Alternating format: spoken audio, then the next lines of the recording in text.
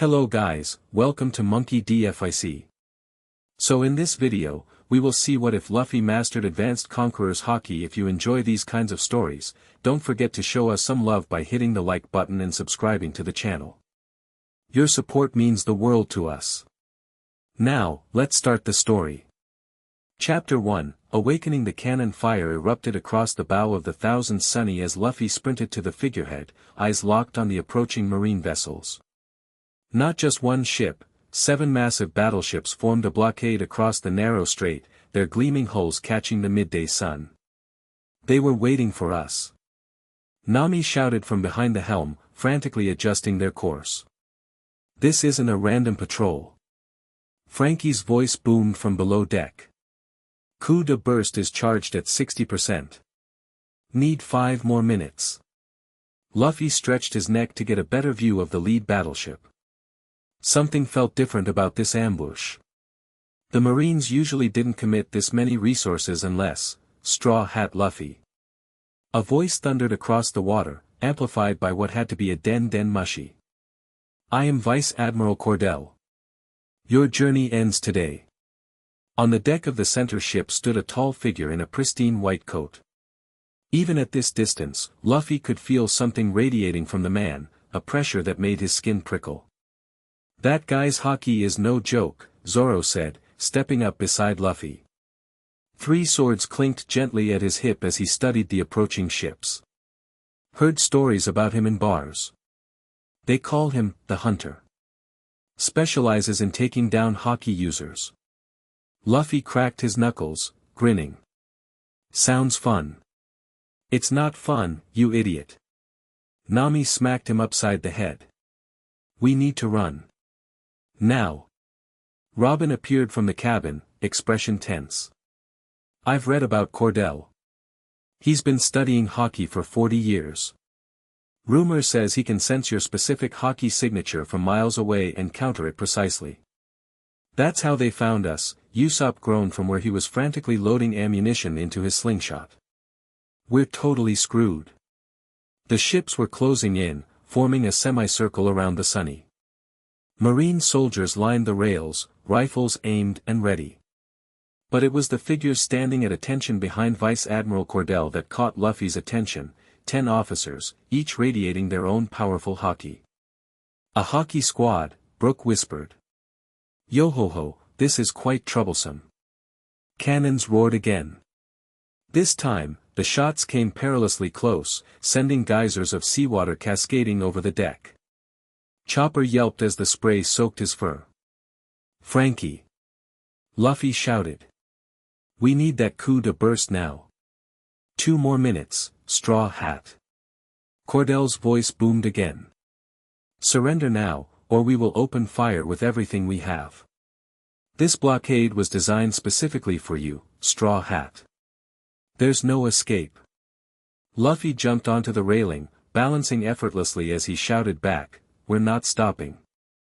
I'm gonna be king of the pirates. The Vice Admiral's laughter carried across the water. Always the same response. Very well. He raised his arm, and Luffy tensed, ready to deflect whatever came their way. But instead of ordering cannons to fire, Cordell made a subtle gesture. In an instant, 2 blurs shot from the marine ships, moving so fast they barely disturbed the water's surface. Soru specialists. Sanji yelled, already spinning into position. Coming in fast. The first marine landed on the deck with a light tap, immediately engaging Sanji in a flurry of kicks. The second bypassed Zoro's defenses through sheer speed, heading straight for Nami. Chopper! Luffy shouted, stretching his arm to intercept. Too late. The marine officer, a woman with cropped silver hair and eyes like steel, grabbed both Nami and Chopper, one under each arm. Before anyone could react, she leapt backward, carrying them both across the gap of ocean back to Cordell's ship. Got them, sir, she reported, depositing a struggling Nami and terrified Chopper onto the marine deck. Cordell nodded approvingly. Excellent work, Commander Tashigi. Tashigi? Zoro growled, his hand tightening on Wado Ikemanji's hilt. When did she get that fast? Luffy didn't wait for an answer. He drew back his arm, preparing to rocket himself to the marine vessel, when cannons roared again, this time firing directly at the Sunny's vulnerable sides. Gum Gum Balloon. Luffy inflated himself, bouncing back several cannonballs, but there were too many. The ship rocked violently as impact struck the hull. Hull breached in 3 places. Frankie reported. Coup de burst won't work now, systems damaged. Sanji kicked his opponent overboard and immediately turned toward the marine ships. We need to get Nami Swan and Chopper back now. Captain's orders. Luffy shouted, his voice cutting through the chaos. Zoro, Sanji, Robin, Brook, with me. We're getting our friends back. Frankie, Usopp, Jinbe, protect the Sunny and be ready to sail the second we return. Understood, they answered in unison. Cordell watched with amusement as Luffy stretched his arms to grab the railing of the marine ship. Predictable, he muttered. As Luffy's feet left the Sunny's deck, the Vice Admiral raised his hand again. Phase 2. The air between the ships suddenly thickened with a suffocating pressure. Luffy felt his arms weakening mid-stretch, the familiar sensation of sea stone affecting him, but that was impossible. He wasn't touching water or sea stone. What the? He barely managed to complete his jump, landing awkwardly on the marine ship's deck. Behind him, he heard splashes as Zoro, Sanji, and Brook hit the water, unable to make the jump as the strange pressure intensified. Only Robin made it across, using her devil fruit to create a chain of arms. She landed beside Luffy, immediately crossing her arms to prepare her attack. Cease Fleur, I don't think so. Cordell moved with surprising speed for his age, his palm striking Robin in the center of her chest. The blow looked light, but Robin collapsed instantly, gasping for air. Robin. Luffy lunged forward, his fist cocked back. Gum Gum Pistol. His arm stretched, but sluggishly, as though moving through molasses. Cordell simply tilted his head, avoiding the punch entirely. Interesting, the Vice Admiral mused. Your abilities are functioning at approximately 30% efficiency. Better than I expected. Marines surrounded them, rifles trained on Luffy. On the deck behind Cordell, Tashigi held a sword to Nami's throat while another officer restrained Chopper with sea stone cuffs. Let them go. Luffy demanded, struggling against the invisible weight pressing down on him. Cordell folded his arms behind his back, studying Luffy like a scientist observing a specimen. You're experiencing my specialty, Straw Hat. I call it Haki Disruption Field. By precisely tuning my armament Haki to the frequency of Devil Fruit energy, I can partially neutralize your powers without sea stone. I don't care what you call it. Luffy charged forward, ignoring the heaviness in his limbs. The Vice Admiral sighed. Stubborn. He raised his arm, now coated in gleaming black Haki. Iron Fist. The blow connected with Luffy's gut, sending him crashing into the ship's mast. Wood splintered from the impact as Luffy coughed, feeling the punch far more than he should have. Without his rubber body's full protection, Cordell's Haki-infused strikes hurt like hell. Luffy! Nami cried out, struggling against Tashigi's grip. Stay still, Tashigi warned, pressing the blade closer. Chopper whimpered, the sea stone sapping his strength. Luffy! Pushing himself up from the splintered wood, Luffy glared at Cordell. His crew needed him. He couldn't fail them. Gear second. He pumped his legs, trying to accelerate his blood flow. The familiar steam appeared, but much fainter than usual. His skin barely tinted pink. Cordell raised an eyebrow. Impressive adaptation. But futile. Luffy vanished in a burst of speed, slower than his normal gear second, but still fast enough to surprise the Marines. He reappeared behind Tashigi, aiming a kick. At her sword arm. Jet stamp. Tashigi spun, barely blocking with her own Haki-coated arm. The impact sent her skidding backward, but she maintained her grip on Nami. "Now, Commander," Cordell ordered. Tashigi pressed her blade against Nami's throat, drawing a thin line of blood. "Stop right there, Straw Hat, or I'll finish it." Luffy froze, his eyes locked on the trickle of red running down Nami's neck. Around him, Marines tightened the circle, weapons ready. "Good boy," Cordell said, approaching slowly. "You see, I've studied you extensively. Your combat capabilities, your devil fruit applications, your basic Conqueror's Haki. All impressive, but ultimately predictable." He gestured to his officers. "Everyone here has been specifically trained to counter your abilities.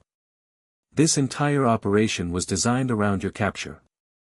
On the water nearby, Jinbe had dived in to rescue Zoro, Sanji, and Brook, pulling them back toward the damaged Sunny. Marine ships were closing in around their vessel. "Your crew is finished, Straw Hat. Surrender, and I'll ensure they receive fair treatment." Luffy's fists clenched at his sides, knuckles turning white. The Haki disruption field continued pressing down on him, making each breath a struggle. Robin lay motionless at his feet, conscious but paralyzed from Cordell's strike. "Let them go." Each word came out as a growl. Cordell shook his head. "You're not in a position to make demands." He nodded to another officer, who pressed a sea stone-tipped spear against Chopper's small body. The little reindeer cried out in pain. Something snapped inside Luffy. A dam breaking. A limit shattered. His vision tunneled until all he could see were his suffering friends. His crew. His family. "I said let them go." The words erupted from him like a physical force. The air itself seemed to crack, splitting open in a visible wave that radiated outward from Luffy's body. Marines began dropping unconscious, falling like puppets with cut strings, first those closest to Luffy, then rippling outward across the entire ship. Cordell's eyes widened in genuine surprise. "Conqueror's Haki. But this is..." He didn't finish the sentence as the wave slammed into him. Unlike his subordinates, he remained standing, but blood trickled from his nose as he braced against the overwhelming pressure.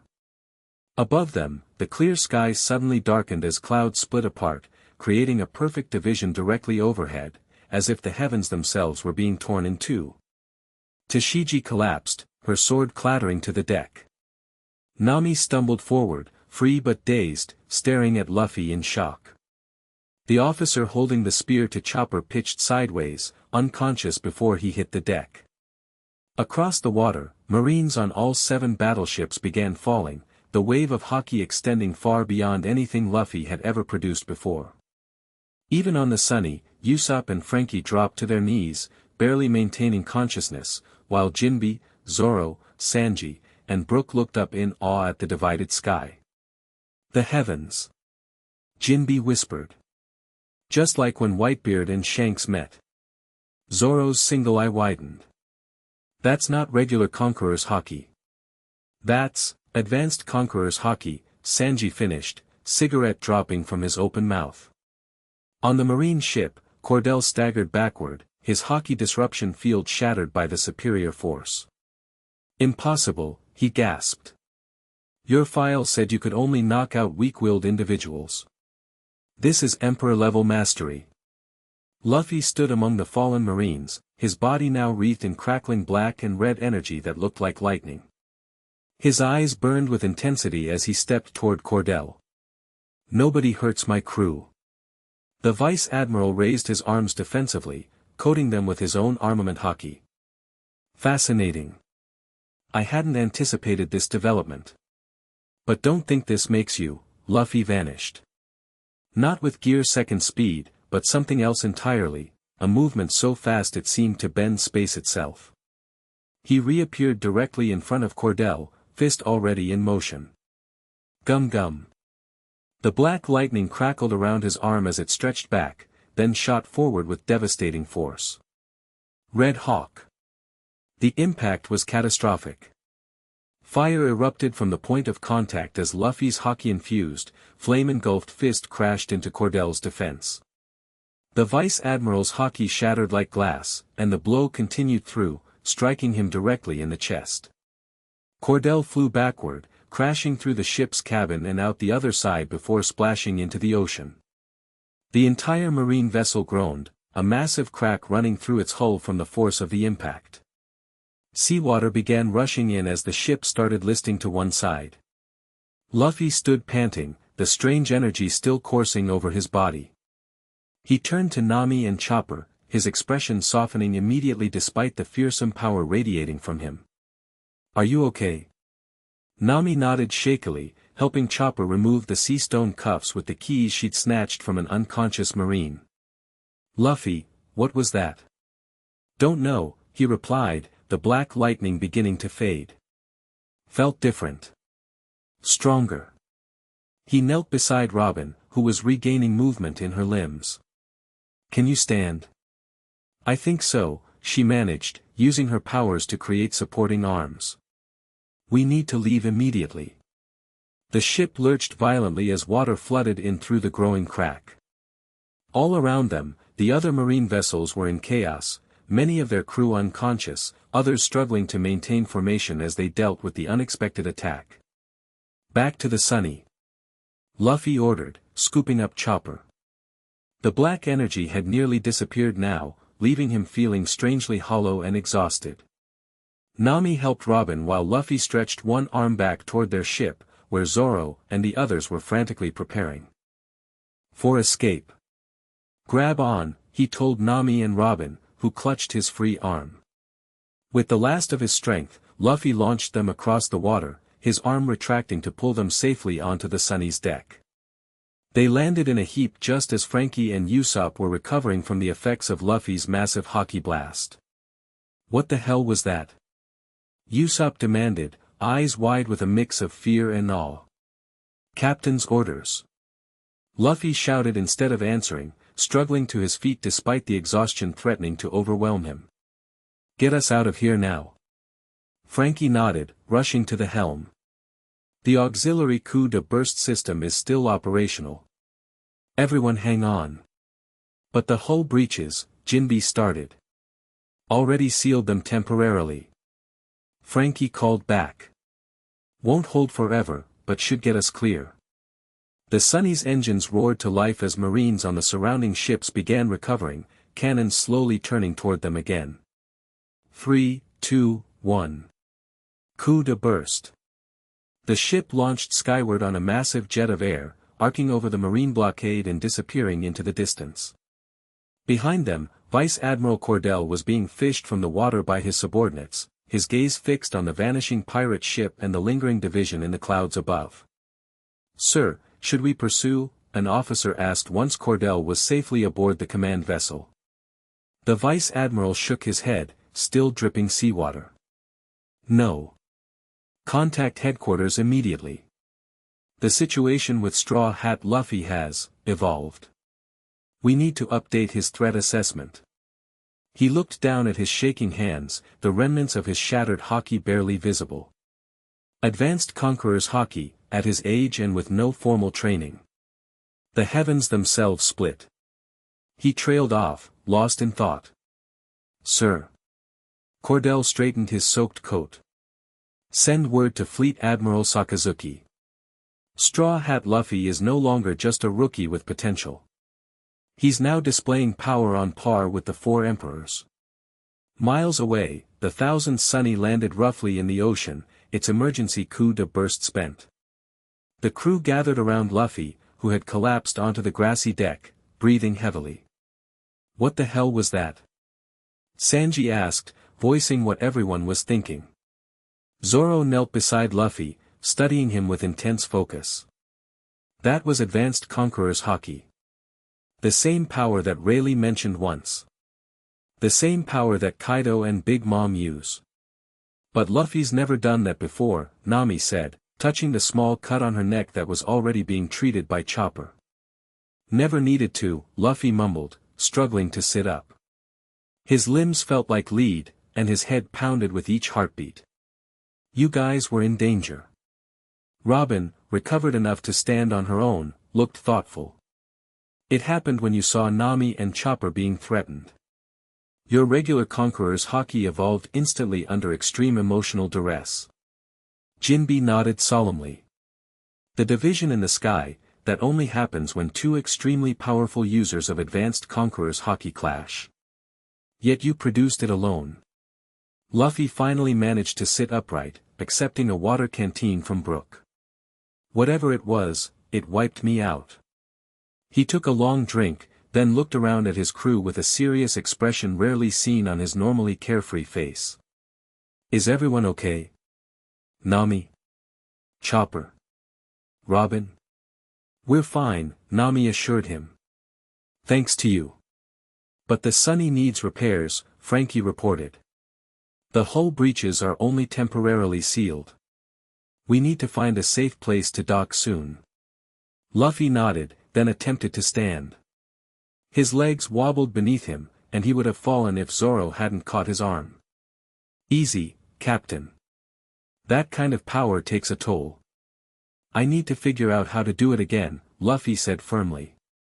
If the Marines are hunting us with specialized Haki users now, we need to be stronger.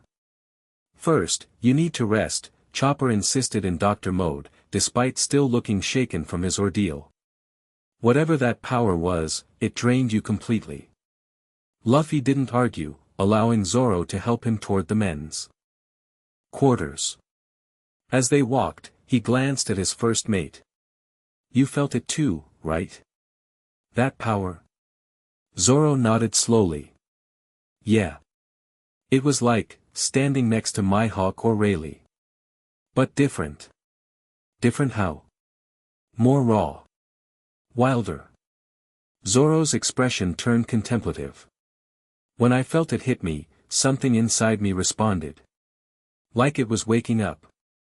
Before Luffy could respond, Usopp called from the crow's nest. Island ahead. Looks small and uninhabited. Perfect, Frankie said. We can make repairs there. Nami checked her log pose. It's not on my charts, but the needle isn't pointing to it.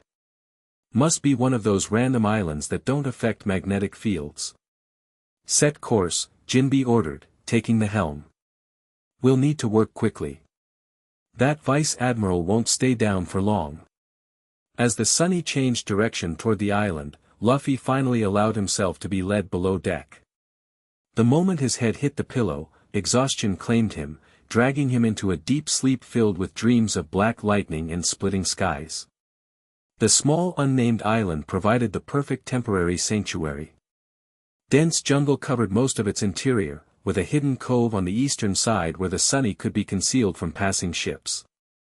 Frankie immediately set to work repairing the hull damages with Usopp's assistance, while the others established a camp on the beach. Luffy slept for 14 hours straight. When he finally emerged from the ship, the sun was setting on their first day at the island. The crew had set up a bonfire on the beach, and the smell of Sanji's cooking filled the air. He lives. Usopp called out as Luffy stumbled down the gangplank, still looking groggy. How do you feel? Chopper asked immediately, medical bag at the ready. Luffy stretched his arms overhead, testing his body. Hungry. The crew collectively sighed in relief. If Luffy was hungry, he was recovering. Dinner's almost ready, Sanji called from where he was grilling fish over the fire. Sit down before you fall down. Luffy dropped onto a log beside Zoro, who was methodically sharpening his swords. For a moment, no one spoke, the only sounds being the crackling fire and the waves lapping at the shore.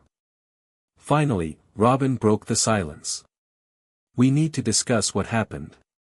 The Marines having a specialized Haki squad just to capture us is concerning, Jinbe agreed.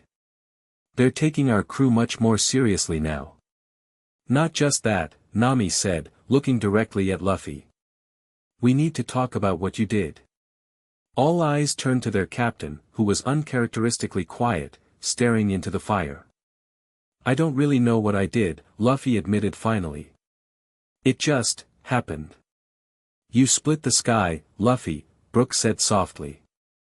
Only the most powerful pirates in the world can do that. Emperors. Luffy frowned. I was just trying to protect you guys. When I saw Nami and Chopper threatened. His fists clenched involuntarily. Something just snapped. Advanced Conqueror's Haki, Zoro said. Rayleigh mentioned it once. It's extremely rare, even among those who have regular Conqueror's Haki. Can you do it again? Usopp asked eagerly. Luffy closed his eyes, concentrating. The crew watched expectantly as his brow furrowed with effort. After a moment, a faint shimmer of black energy sparked around his body, but quickly fizzled out. Nope, he sighed, looking disappointed. Don't force it, Jinbe advised. Such power typically requires proper training to master. Or extreme circumstances, Robin added thoughtfully. Like we saw yesterday. Sanji began distributing plates of grilled fish and vegetables.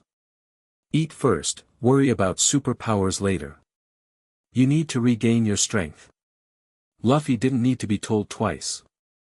He attacked his food with his usual enthusiasm, though the crew noticed he ate with slightly less speed than normal, still recovering from the energy drain. As they ate, Nami unfolded a map on her lap. Based on our position, we're about 3 days' sail from Sentu Island. Sentu Island?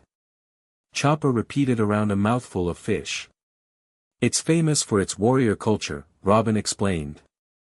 The inhabitants have been practicing various fighting disciplines for centuries, including Haki techniques. If Luffy needs to learn to control this new power, that might be the place to do it, Nami suggested. I've heard of Sentu, Jinbe nodded. It maintains neutrality in world politics. Neither world government nor pirate territory. Perfect. Usopp exclaimed. No marines to worry about. Zoro looked skeptical. Places like that usually have their own problems. We don't have much choice, Frankie said, joining them by the fire after finishing the day's repairs. The Sunny needs better materials than what I have on hand for proper fixes. And if this Cordell guy comes back with reinforcements. The implication hung in the air. They'd escaped by the skin of their teeth this time. Then it's decided, Luffy announced, setting down his empty plate. We're heading to Sentu Island. After the repairs are complete, Frankie clarified. 2 more days should do it. 2 days, Luffy nodded, then turned to Zoro. That gives us time.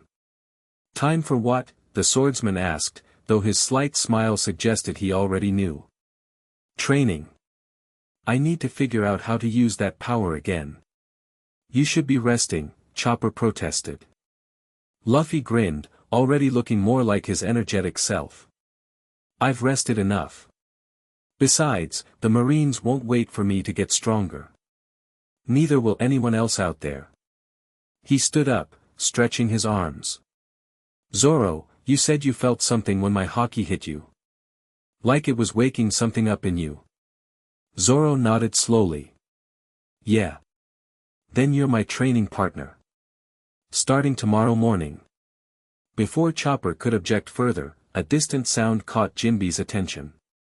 The fishman tilted his head, listening intently. Ship.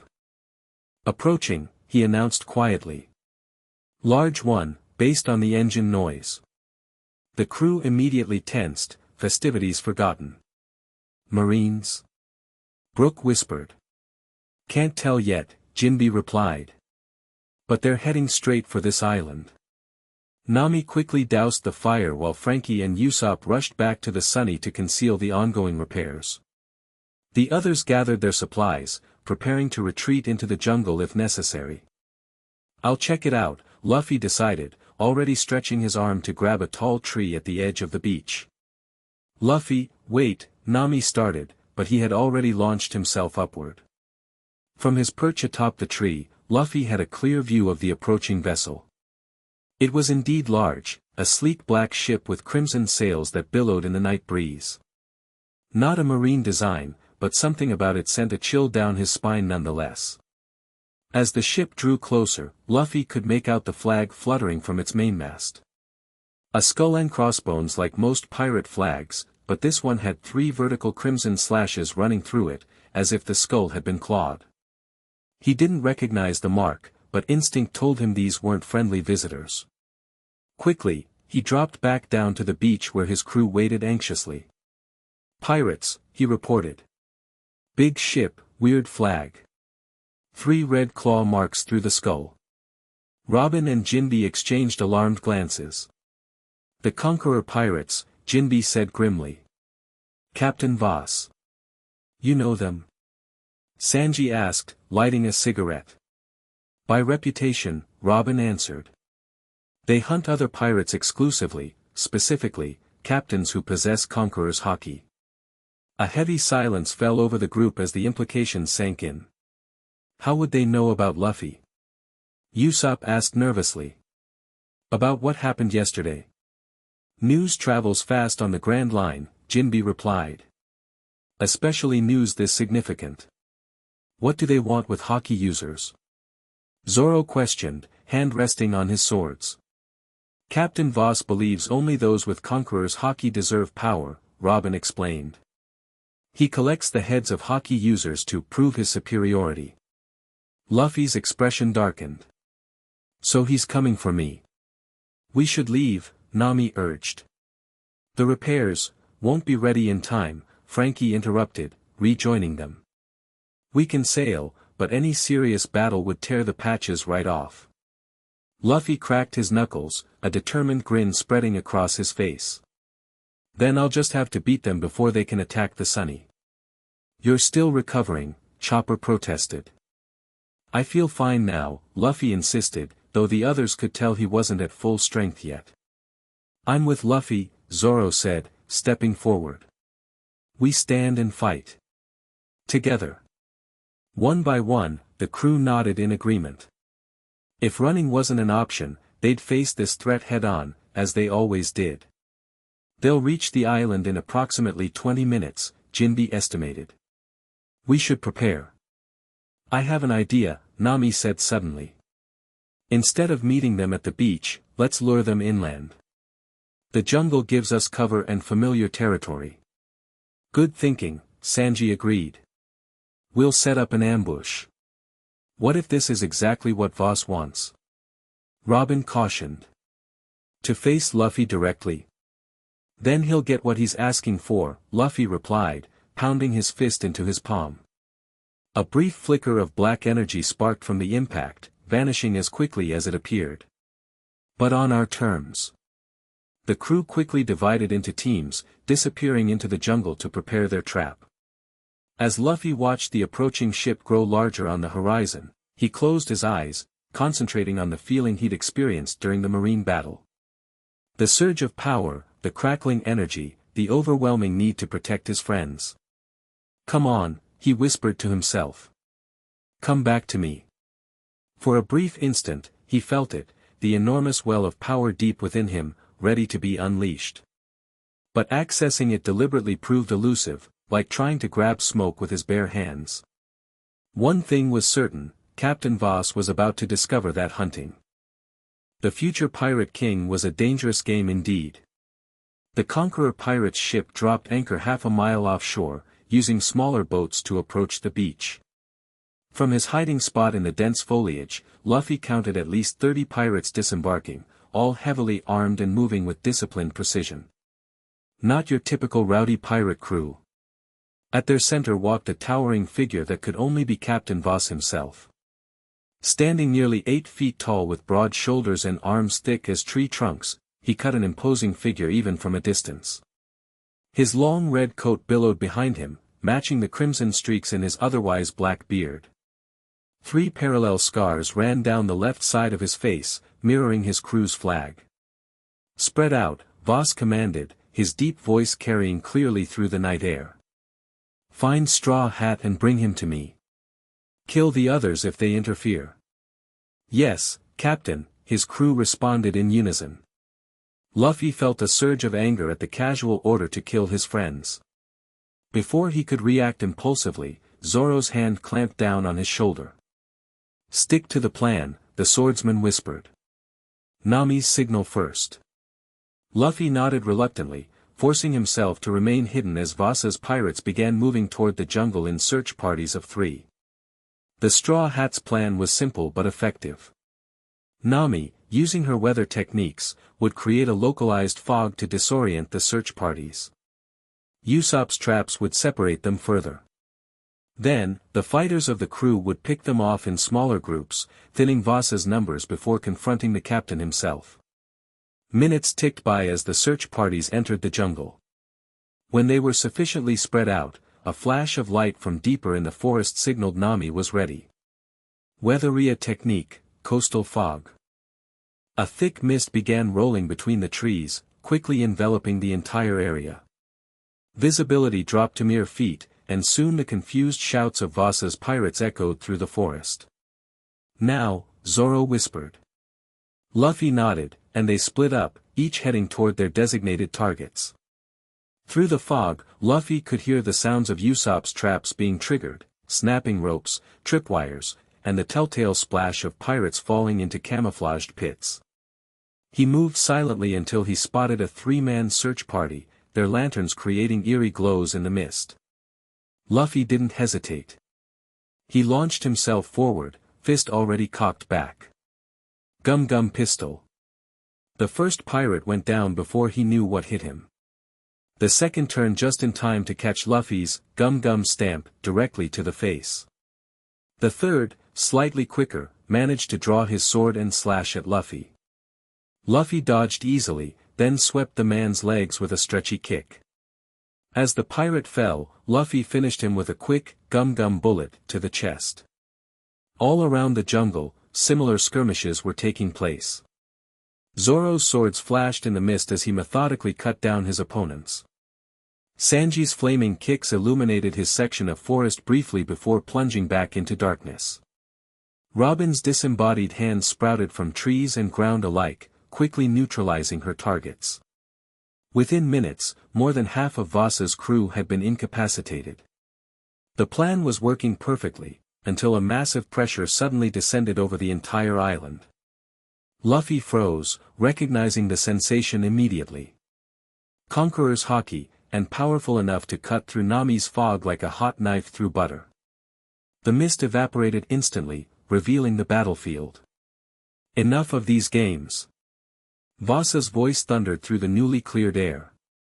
Straw Hat. Face me directly or I start killing your friends. Luffy's blood ran cold as he spotted Vas standing at the edge of the jungle. The massive captain had already recaptured several of his men, but more disturbingly, he held Usopp dangling by the throat, feet kicking helplessly above the ground. Luffy. Usopp choked out. Don't worry about me. Vas tightened his grip, causing Usopp to gasp for air. 10 seconds, Straw Hat. Without hesitation, Luffy burst from his position, landing in the clearing between jungle and beach. I'm here. Let him go. Vas smiled, revealing gold-capped teeth. There you are. He casually tossed Usopp aside like garbage, the sniper landing roughly on the sand. You've got me now, Luffy said, fists clenched at his sides. That's what you wanted, right? The rest of the Straw Hat crew emerged from the jungle one by one, forming a semicircle behind Luffy. Those of Vasa's men still conscious gathered behind their captain, though they were now significantly outnumbered. Monkey D. Luffy, Boss rumbled, stepping forward. Up close, he was even more intimidating, his muscles straining against the fabric of his shirt. The rookie who split the sky. So you heard about that, Luffy replied, rolling his shoulders. Everyone with any connection to the sea has heard by now, Boss laughed. A demonstration of advanced Conqueror's Haki from someone so young. It's unprecedented. He began circling Luffy slowly, like a predator sizing up prey. I've hunted and killed 16 captains with Conqueror's Haki. But none who could use the advanced form. 17's your unlucky number then, Luffy shot back, turning to keep facing Vas. The larger pirate stopped circling and grinned wickedly. Before we begin, a demonstration of my own seems appropriate. Without warning, Voss raised his arm toward the ocean. Black lightning identical to what had surrounded Luffy during his battle with Cordell crackled around Voss's massive fist. With a casual flick of his wrist, he released a wave of pure Haki toward his own ship. The impact was visible, a distortion in the air that slammed into the vessel. The entire ship shuddered, and then, to the Straw Hat's horror, began to crack down the middle, timbers splintering from bow to stern as if struck by an invisible axe. Within seconds, the ship split in two, both halves slowly sinking into the dark water. "My own crew doesn't need a ship anymore," Voss explained calmly. "Because after I take your head, I'm taking your vessel too." Luffy's eyes widened with rage. "You'd sink your own ship. What about your crew? The weak ones will drown. The strong will survive. That's how it works in my fleet." Voss shrugged as if discussing the weather. "Now, shall we begin? Show me this power that split the heavens." The black lightning continued crackling around Voss's massive frame, growing more intense. The air became heavy with pressure as sand began to levitate around his feet from the sheer force of his Haki. "You're going to regret coming after my crew," Luffy growled, dropping into a fighting stance. He concentrated, trying to summon the power he'd unleashed against Cordell. A faint shimmer of energy flickered around his body, but nothing like the display from the previous day. Voss looked disappointed. "Is that it? Perhaps the reports were exaggerated." Without further warning, he attacked. Despite his massive size, Voss moved with frightening speed, covering the distance between them in an instant. His Haki-coated fist slammed into Luffy's hastily raised guard, sending the smaller pirate skidding backward across the sand. "Luffy!" Nami cried out in alarm. "Stay back!" Luffy ordered, recovering his footing. "This is my fight." He charged forward, limbs stretching as he launched into one of his combination attacks. Gum Gum Gatling. A flurry of punches rained down on Voss, who blocked most with his Haki-armored forearms. Those that got through seemed to do minimal damage against his naturally tough body. "Predictable," Voss taunted, suddenly grabbing one of Luffy's extended arms. With a powerful yank, he pulled Luffy toward him, meeting him halfway with a devastating headbutt. Luffy's head snapped back from the impact, blood spraying from his nose. Before he could recover, Voss spun him around by the captured arm and slammed him into the ground. Sand exploded from the point of impact as Luffy formed a small crater. "Is this really all you have?" Voss demanded, genuinely sounding disappointed. "The power to split the sky, yet you can't access it at will? Pathetic." Luffy pushed himself up, spitting blood onto the sand. "I'm just getting started." He pressed his fist to the ground. Gear second. Steam began rising from his body as his skin took on a pinkish hue. His heartbeat accelerated, pumping blood faster through his system. "That's more like it," Voss smiled, black lightning intensifying around him in response. This time when Luffy moved, he was significantly faster, becoming a blur as he circled Voss. Jet Pistol. The attack struck Voss in the ribs, actually causing the larger pirate to grunt in pain. Luffy pressed his advantage, launching into a series of rapid strikes. Jet Gatling. Dozens of punches hammered Voss from multiple angles, forcing him to focus entirely on defense. For a moment, it seemed Luffy had gained the upper hand, until Voss suddenly roared, releasing a pulse of Conqueror's Haki that disrupted Luffy's rhythm. "Enough playing," Voss growled, his eyes taking on a reddish glow as his Haki intensified further. Conqueror's verdict. He slammed both fists together, creating a thunderclap of black energy that shot toward Luffy. Unable to dodge in time, Luffy took the blast directly. It felt like being hit by a sea train. The impact lifted him off his feet and sent him crashing through several trees at the jungle's edge before he finally came to a stop, embedded in a larger trunk. "Luffy," his crew shouted in unison, starting forward. "Stay back." Luffy managed to yell, coughing blood as he extracted himself from the splintered tree. I can handle this. But his body language told a different story. He was breathing heavily, limbs trembling slightly from exertion and damage. Gear Second was placing additional strain on his already taxed system. Voss approached slowly, supremely confident. You have heart, Straw Hat. I'll give you that. But heart alone isn't enough against true mastery of advanced Conqueror's Haki.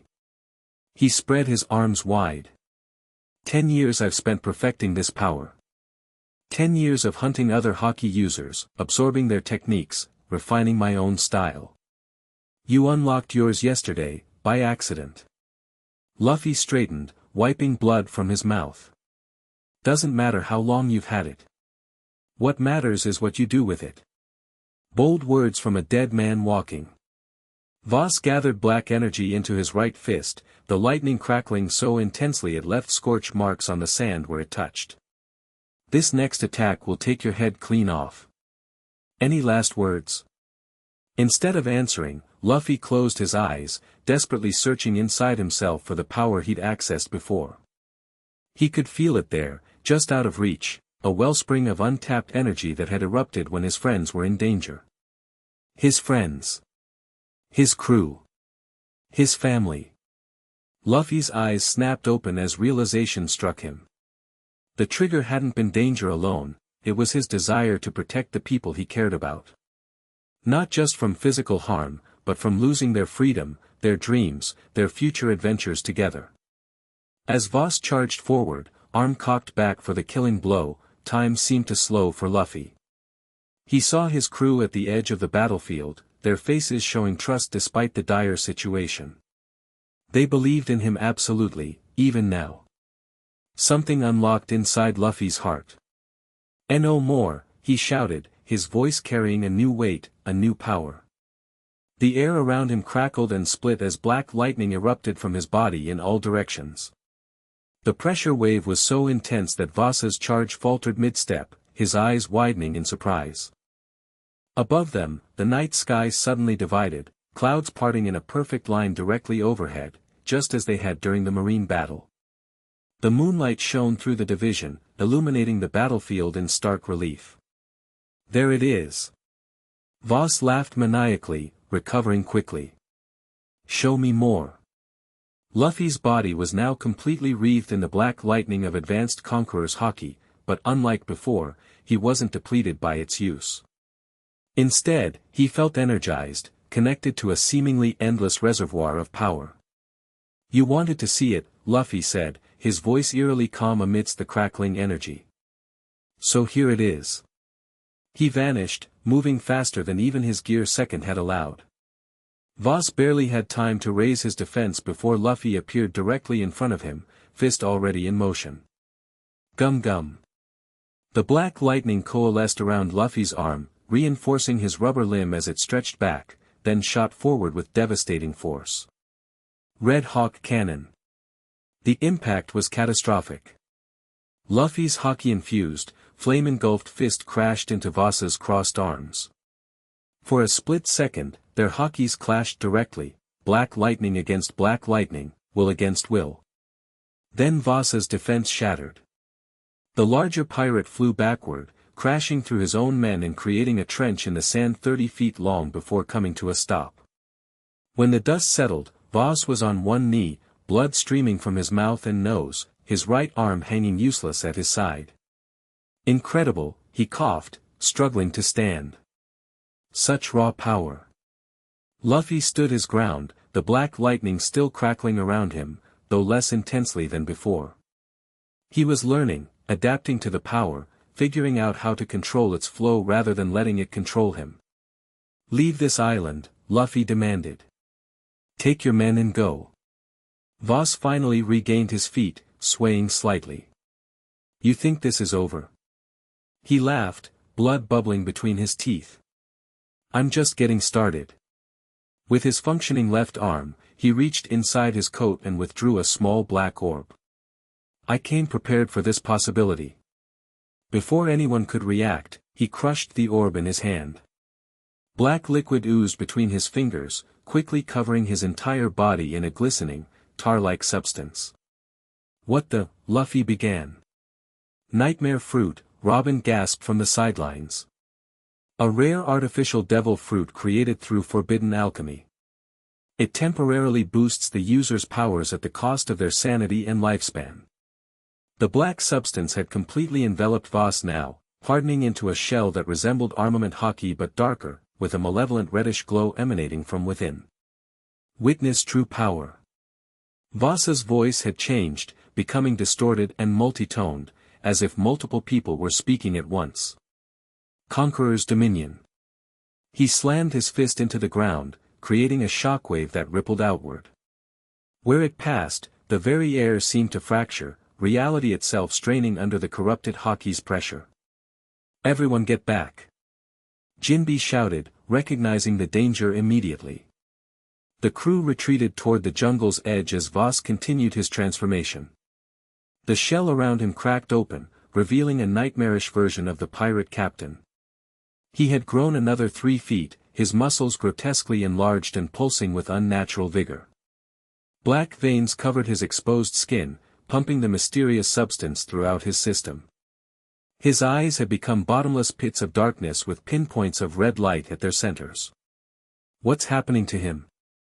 Chopper asked in horror. "The nightmare fruit is consuming him," Robin explained grimly. "It's burning through his lifespan to grant him temporary godlike power." "You cannot defeat me now, Straw Hat!" Voss roared, his voice shaking the very island. He moved with impossible speed despite his increased size, appearing before Luffy in an instant. His attack came too quickly to dodge, a massive fist wrapped in corrupted Haki that struck Luffy directly in the chest. The impact sent Luffy flying once again, this time crashing into the ocean beyond the beach. Seawater erupted in a massive geyser where he landed. Luffy, his crew shouted in panic, knowing the danger of a devil fruit user in water. Jinbe immediately dove in after his captain while the others turned to face the monstrosity Voss had become. "You've made a grave mistake," Zoro said coldly, drawing all 3 swords. "If you've killed our captain." "The captain's fine," Jinbe called, surfacing with a coughing, sputtering Luffy in his arms. The fishman quickly swam to shore, depositing Luffy on the sand. Despite the devastating blow and his unexpected swim, Luffy was already struggling to his feet, the black lightning of his Haki flickering irregularly around his body as he coughed up seawater. "That all you got?" he challenged, though his voice was strained. Voss laughed, the sound distorted and wrong. "Brave words from a drowning rat." The monster that had been Captain Voss raised both hands toward the sky, gathering an enormous amount of the corrupted energy. "This island will be your grave." "Not if I can help it," Luffy muttered, closing his eyes briefly. This time, instead of searching for the power, he focused on his reason for fighting, not anger, not the thrill of battle, but his determination to protect his crew and continue their journey together. The black lightning responded instantly, surging around him more powerfully than before. But something was different this time. As the energy flowed through him, Luffy intuitively understood that raw power alone wouldn't be enough against Voss's corrupted form. He needed precision, control. Drawing on everything he'd learned through countless battles, Luffy began shaping his Haki with his will, directing it rather than simply unleashing it. The black lightning condensed, becoming more focused, more refined. "Everyone get back to the Sunny," Luffy ordered, his voice carrying easily despite its calm tone. But Luffy, Nami began to protest. "Trust me," he said, never taking his eyes off Voss. "I know what I need to do now." Something in his voice, a certainty, a clarity, convinced them. The crew began retreating toward their ship, though they remained ready to jump back into the fight if needed. Voss had completed gathering his corrupted energy, forming a sphere of darkness above his head that pulsed with malevolent power. "Die with your dreams unfulfilled, Straw Hat." He hurled the massive sphere directly at Luffy, who stood his ground, black lightning crackling in controlled patterns across his body. "Gum gum." Luffy pulled back both arms, infusing them with precisely controlled Haki. As his limbs stretched behind him, the lightning followed, spiraling around his arms in tight, deliberate coils rather than wild arcs. The corrupted sphere barreled toward him, expanding as it approached to engulf a wider area. King Kong Gun. Luffy's arms shot forward, the controlled Haki reinforcing them to an unprecedented degree. His fists, now massive from the combination of his Gear 3rd technique and the concentrated Haki, slammed directly into Vasa's attack. For a moment, the two powers struggled against each other, creating a deafening hum that vibrated through the island. Then Luffy's attack began to penetrate the darkness, his Haki burning through the corruption like sunlight through mist. Impossible! Voss shrieked as his attack dissipated. Luffy didn't waste the opening. He charged forward, maintaining the precise control over his advanced Conqueror's Haki. "You wanted to see my power," he shouted. "Here it is." The black lightning concentrated around his right fist as he leapt toward Voss. Gum. Time seemed to slow as Luffy's fist, wreathed in the controlled black lightning, connected with Vasa's corrupted body. The impact point glowed white-hot as the two Hakis clashed. King's Hammer. A shockwave erupted from the point of impact, creating a dome of pure force that expanded outward. The sand beneath them liquefied from the pressure, turning the entire beach into a momentary whirlpool with Luffy and Voss at its center. When the light faded and the dust settled, Voss lay embedded in the beach, the black corruption receding from his body like tide going out. His eyes had returned to normal, though they stared upward, unseeing and filled with shock. Luffy stood over him, the black lightning still crackling around his body but now completely under his control, flowing in disciplined patterns rather than wild arcs. "It's over," Luffy said simply. Voss coughed, blood trickling from the corner of his mouth. The nightmare fruit had taken its toll, aging him visibly. Where before he'd appeared to be in his prime, now his skin had wrinkled, hair turning gray before their eyes. "How?" he rasped. 10 years. I spent 10 years mastering this power. You've had it for a day." Luffy's Haki receded as he sensed the fight was truly finished. "You never understood what this power really is. It's not about domination. It's about will." "Will?" Voss repeated weakly. "The will to protect what matters," Luffy said. "That's stronger than any technique." Voss stared at Luffy for a long moment, then began to laugh, a normal, human laugh, devoid of the monstrous qualities from before. "Monkey D. Luffy. I see it now. You really are different." With tremendous effort, he reached inside his coat again, this time withdrawing a small, weathered scroll. "Take it. You've earned it." Luffy accepted the scroll cautiously. "What is this?" "Map to Sentu Island," Voss explained, his voice growing fainter.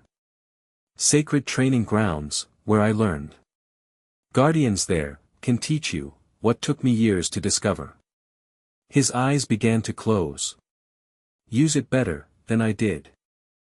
With those words, Captain Voss of the Conqueror pirates fell unconscious, his body continuing to age rapidly as the nightmare fruit extracted its final payment. Chopper rushed forward, medical instincts overriding any enmity. After a quick examination, he looked up at Luffy solemnly. "He's alive, but barely. The artificial devil fruit burned through decades of his lifespan. Will he recover?" Luffy asked. Chopper shook his head. "Not fully. Even if he survives, he'll never be the same." Luffy looked down at his defeated opponent thoughtfully, then at the scroll in his hand. "Sentu Island. We were already heading there. This map will make the journey easier," Robin noted, examining the scroll over Luffy's shoulder. "It shows hidden approaches not on regular charts." The surviving members of Vasa's crew had gathered at a distance, watching warily. Their captain defeated, their ship destroyed, they were essentially stranded. "What about them?" Nami asked. Luffy turned to the leaderless pirates. Your captain challenged me and lost. Go find a new path. This one only leads to destruction. Most seemed relieved at being dismissed rather than captured or worse. They began gathering their wounded comrades, planning to make use of their remaining lifeboats. As the straw hats returned to the Thousand Sunny, dawn was breaking over the horizon. The first rays of sunlight illuminated the divided clouds that were only now beginning to reconnect, a visible reminder of the power Luffy had unleashed. So, Zoro said as they walked back to the ship. You can control it now. Luffy flexed his hand, watching as small arcs of black lightning briefly danced between his fingers before fading. Not completely. But I understand it better. What does it feel like? Chopper asked curiously. Luffy thought for a moment. Like, having a thunderstorm inside you. Wild and powerful, but not angry. Just strong. The way you directed it at the end, Robin observed. That's what made the difference. Not just power, but precision. Luffy nodded. Yeah. Hitting harder isn't always the answer. Sometimes you need to hit smarter. As they reached the Sunny, Frankie reported that his temporary repairs would hold, but they still needed to reach Sentu Island for proper materials. With this map, we can be there in 2 days instead of 3, Nami said, studying the scroll Voss had given them. There's a current not marked on regular charts that will speed our journey. Good, Luffy said, looking out at the horizon. I need to master this power completely. Something tells me we're going to need it. Jinbe took the helm as they prepared to depart. The Marines will have heard about this battle by now. Word travels fast when the heavens themselves are split. Let them come, Luffy replied, his characteristic grin returning. We'll be ready. As the Thousand Sunny pulled away from the unnamed island, leaving behind the defeated Conqueror pirates, Luffy stood at the figurehead, his favorite spot. The wind tousled his hair as he gazed toward their next destination, feeling the potential of his newfound power humming just beneath his skin. The journey to master advanced Conqueror's Haki had only just begun. Chapter 2, Mastery. The Thousand Sunny cut through the morning mist like a knife, following the hidden current marked on Voss's map.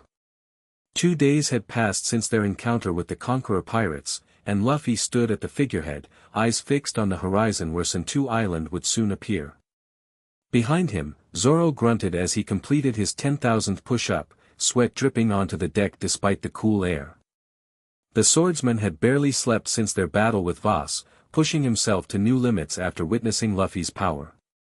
You're going to wear a hole in my deck, Frankie called from where he was making final adjustments to the ship's repairs.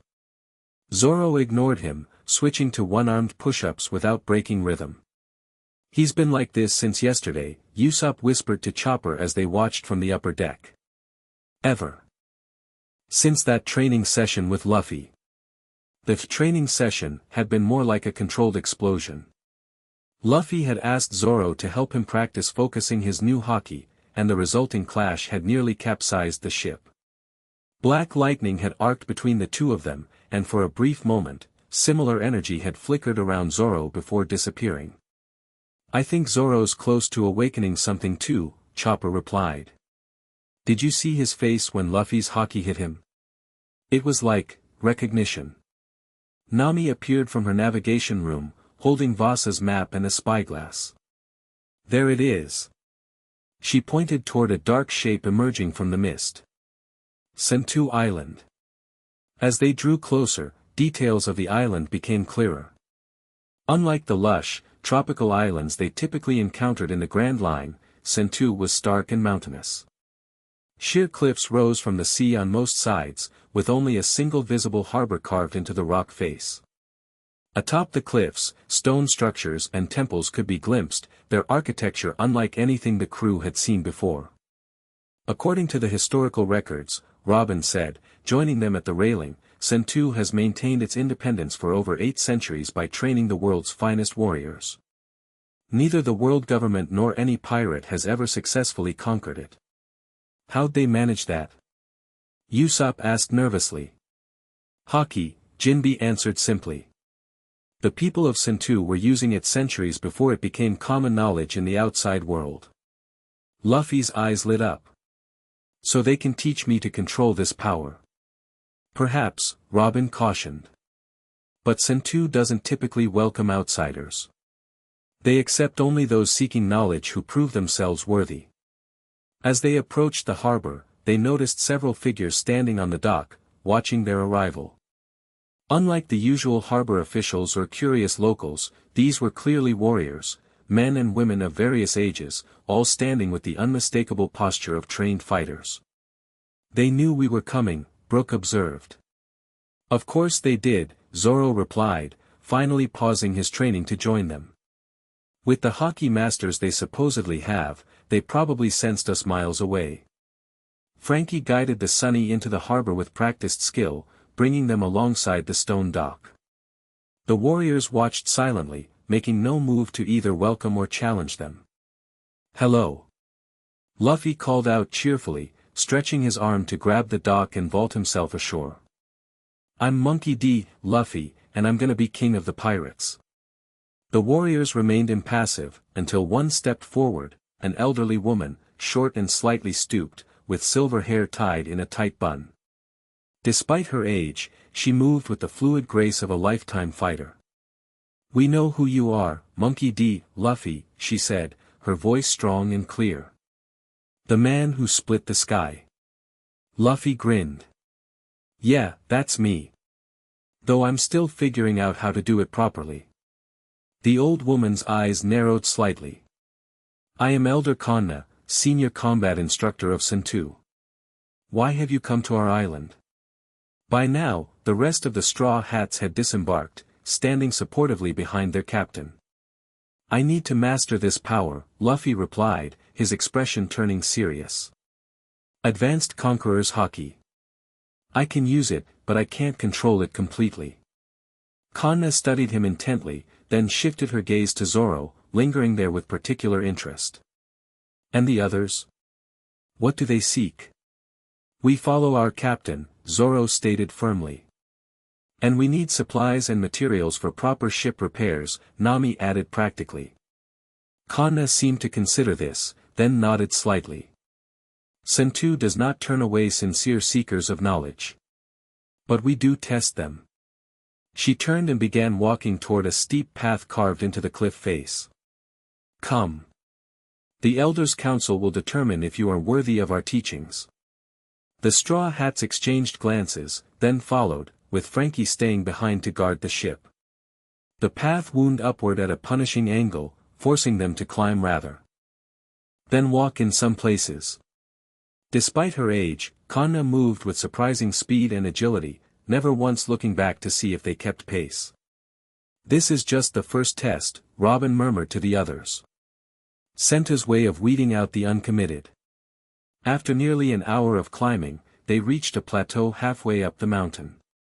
A massive stone gate stood before them, carved with intricate symbols that Robin immediately began studying with fascination. "These date back to the Void Century," she whispered excitedly. "Similar to some of the poneglyphs, but with differences I've never seen documented." Kanna overheard her. "You have knowledge of the ancient texts?" Robin hesitated, aware of the danger such knowledge often brought. "Some." The elder woman nodded thoughtfully. "Interesting. Follow me." Beyond the gate lay a sight that made even the well-traveled Straw Hats pause in awe. A hidden valley spread before them, filled with training grounds, meditation gardens, and magnificent stone temples. Warriors of all ages practiced various combat forms throughout the valley, many surrounded by visible manifestations of Haki energy, from the basic black coating of armament to more complex techniques none of them had seen before. "Welcome to Senta's inner sanctum," Kanna announced. "Few outsiders have ever seen this place." As they descended into the valley, the training warriors paused to watch them pass, expressions ranging from curious to openly hostile. "Not getting a super friendly vibe here," Usopp muttered nervously.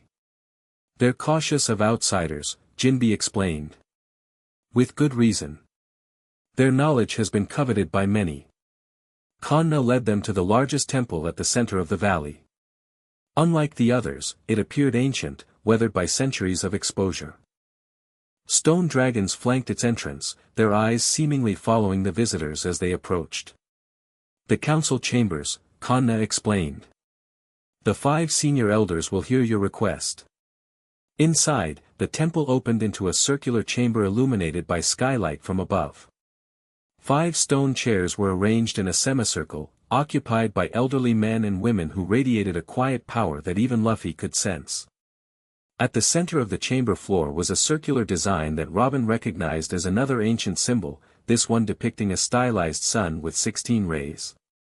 Elders of Sentu, Kanna announced, I present Monkey D, Luffy and his crew, seekers of knowledge. The central figure, a bald man with a beard so long it touched the floor, spoke first. Step forward, Straw Hat Luffy. Luffy did so without hesitation, standing directly on the sun symbol. We have felt the awakening of your power, the man continued. Twice now, you have split the sky. Once against the marine called Cordell, and once against the pirate called Voss. You guys really do know everything, Luffy said, impressed. A slight smile crossed the man's face. When one with the potential for advanced Conqueror's Haki awakens it, ripples are sent through the world itself. Those of us sensitive to such things feel it instantly. Another elder, a woman with piercing blue eyes, leaned forward. Why do you seek to master this power? For conquest. For destruction. For my crew, Luffy answered simply. To protect them, and to achieve my dream of becoming Pirate King. And what kind of king would you be? Asked a third elder. One who dominates. Or one who inspires. Luffy blinked at the question. I don't want to dominate anyone. I just want the freedom to have the greatest adventure with my friends. The elders exchanged glances, and something like approval seemed to pass between them. Very well, the bearded man said. I am Elder Morita, head of this council. We will permit you to train here and learn our ways. Luffy's face split into a wide grin. Great. When do we start? Immediately, Kanna interjected. But training here comes with conditions. You and your crew must abide by our laws while on Sentu. No violence except in designated training areas. No exploration of restricted temples without permission. And most importantly, what you learn here must never be used to subjugate others. Fine by me, Luffy agreed readily. Additionally, Morita continued, while you train, your swordsmen will train separately. Zoro raised an eyebrow. Why? Kanna turned to him.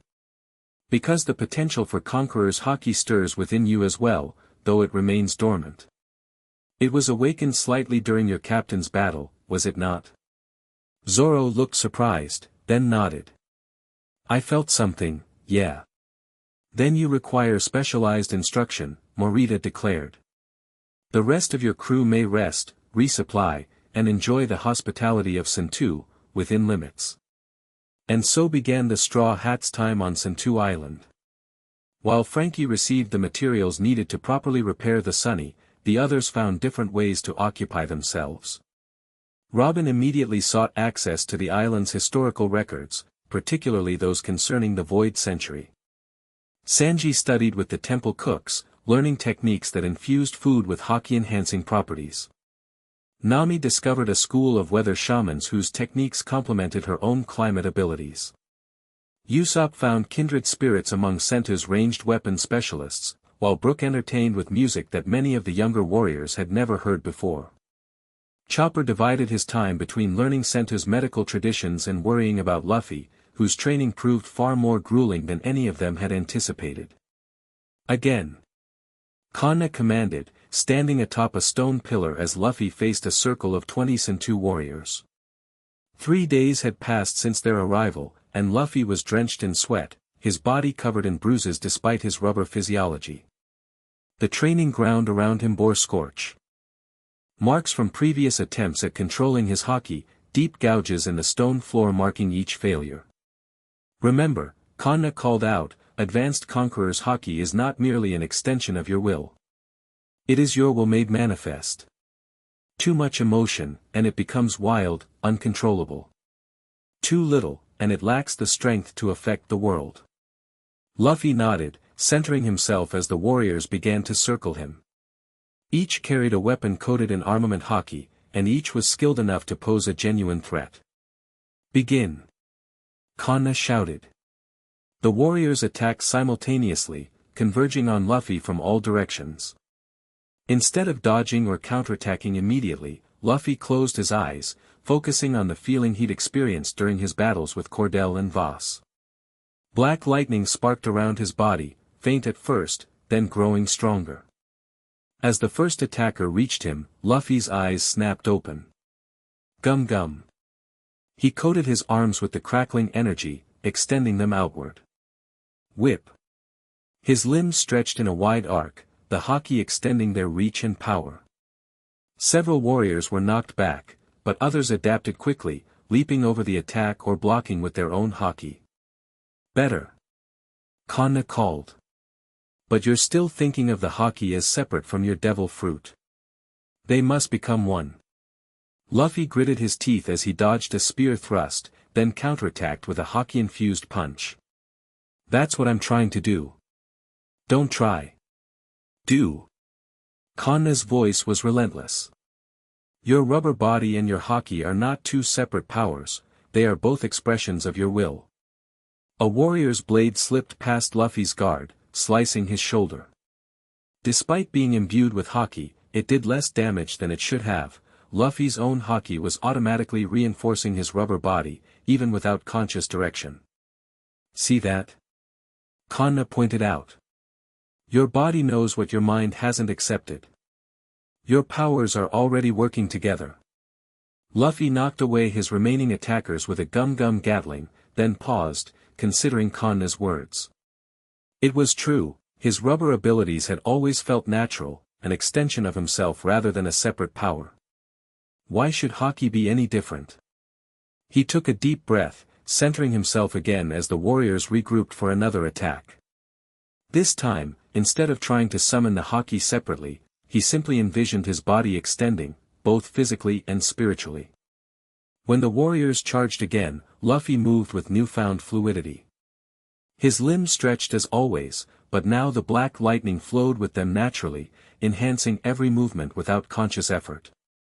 Gum gum. He twisted his body, coiling like a spring as the Haki spiraled with him. Storm. The resulting attack was unlike anything he'd produced before. His extended limbs became a whirlwind of rubber and Haki, creating a localized tempest that sent warriors flying in all directions. The black lightning crackled harmoniously with his movements, neither overpowering nor separate from his devil fruit abilities. When the attack ended, all 20 warriors lay scattered around the training ground, conscious but thoroughly defeated. Luffy stood at the center, breathing hard but grinning with the satisfaction of breakthrough. Kanna jumped down from her pillar, nodding with approval. Now you begin to understand. Elsewhere in the compound, Zoro faced challenges of a different sort. Elder Morita had taken personal charge of his training, focusing on drawing out the latent Conqueror's Haki that had flickered to life during Luffy's battle.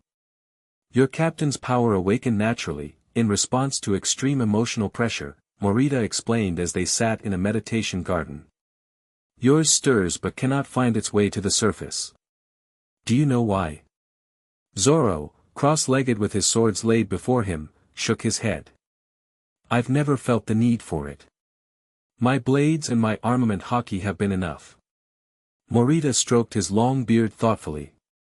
Conqueror's Haki is not something one needs, it is something one is. Either you possess the disposition of a king, or you do not. And you, Roronoa Zoro, most certainly do. I don't want to be a king, Zoro replied bluntly. I want to be the world's greatest swordsman. And what is the world's greatest swordsman if not a king among blade wielders? Morita countered. The title you seek is itself a form of conquest, the pinnacle of your domain. Zoro considered this, his single eye narrowing in concentration. So how do I awaken it? By accepting your true nature, Morita said. Close your eyes. Look inward. Find the part of yourself that refuses to yield, that expects, no, demands, victory in all things. Zoro complied, his breathing slowing as he entered a meditative state. Minutes stretched into hours as he searched his soul for what Morita described. The elder remained motionless, watching with infinite patience. Finally, as the sun began to set, Zoro's eyes snapped open. A faint green-black energy flickered around his body momentarily, then faded. I felt it, he said quietly.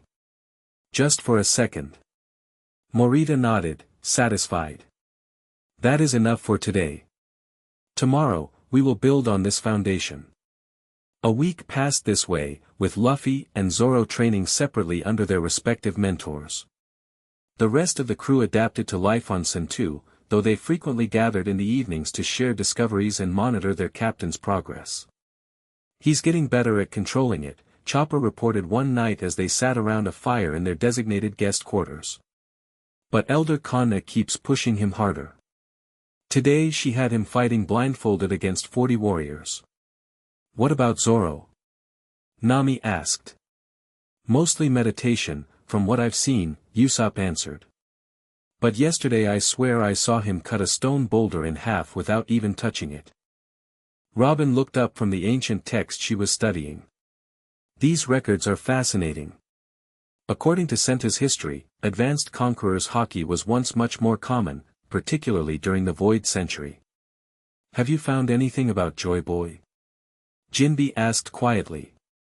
Robin nodded, lowering her voice. Several references.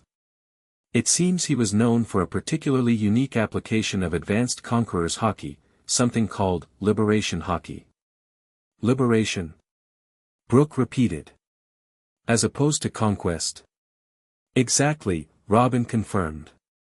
Most users throughout history have employed this power to dominate others, to literally conquer. But Joy Boy allegedly used it to free people from domination instead. Sanji exhaled a stream of smoke. Sounds like something our captain would do. Their conversation was interrupted as Luffy himself stumbled into the room, exhausted but grinning widely. Guys! You gotta see what I can do now. He held out his hand, concentrating briefly. Black lightning crackled to life around his palm, but unlike before, it didn't spread wildly. Instead, it formed a perfect sphere that hovered just above his skin, rotating slowly. I can control it, he announced proudly. Watch this. The sphere expanded, then contracted, changing shape at Luffy's whim. Finally, he closed his fist, and the energy dissipated harmlessly. That's amazing, Luffy. Chopper exclaimed, eyes wide with wonder. Kanna says I'm learning faster than anyone she's ever trained, Luffy said, dropping onto a cushion and immediately reaching for the food Sanji had prepared. Tomorrow we start something called projection techniques. As Luffy devoured his meal, Robin cautiously broached the subject of her research.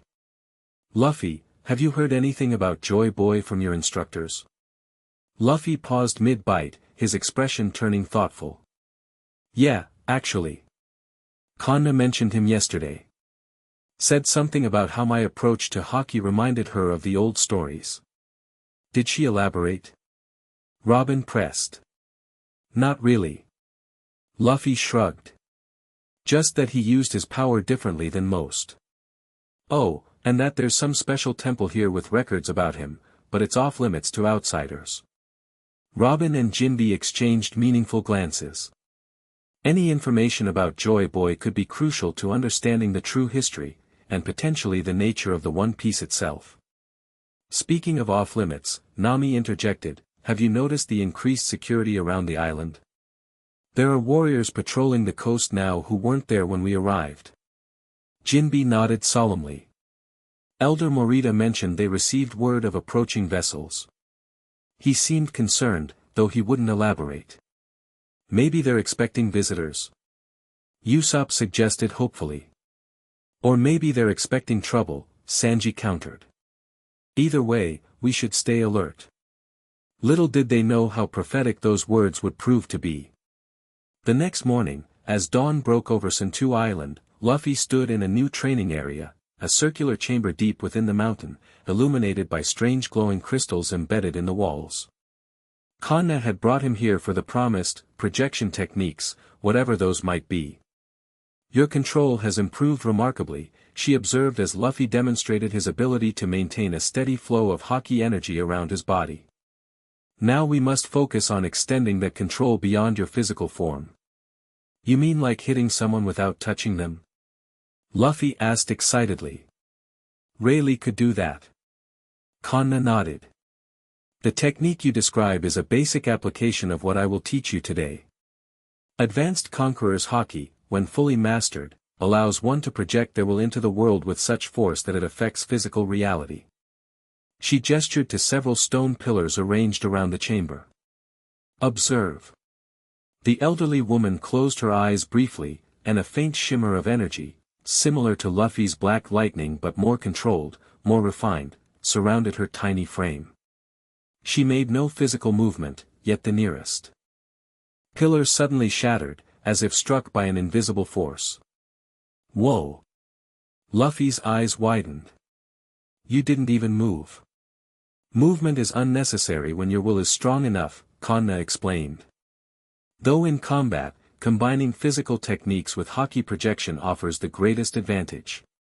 She pointed to the furthest pillar. Now you try. Focus your will upon that target. Imagine your Haki extending from your body like an invisible limb, striking with the same force as your fist. Luffy squared his shoulders, staring intently at the stone column.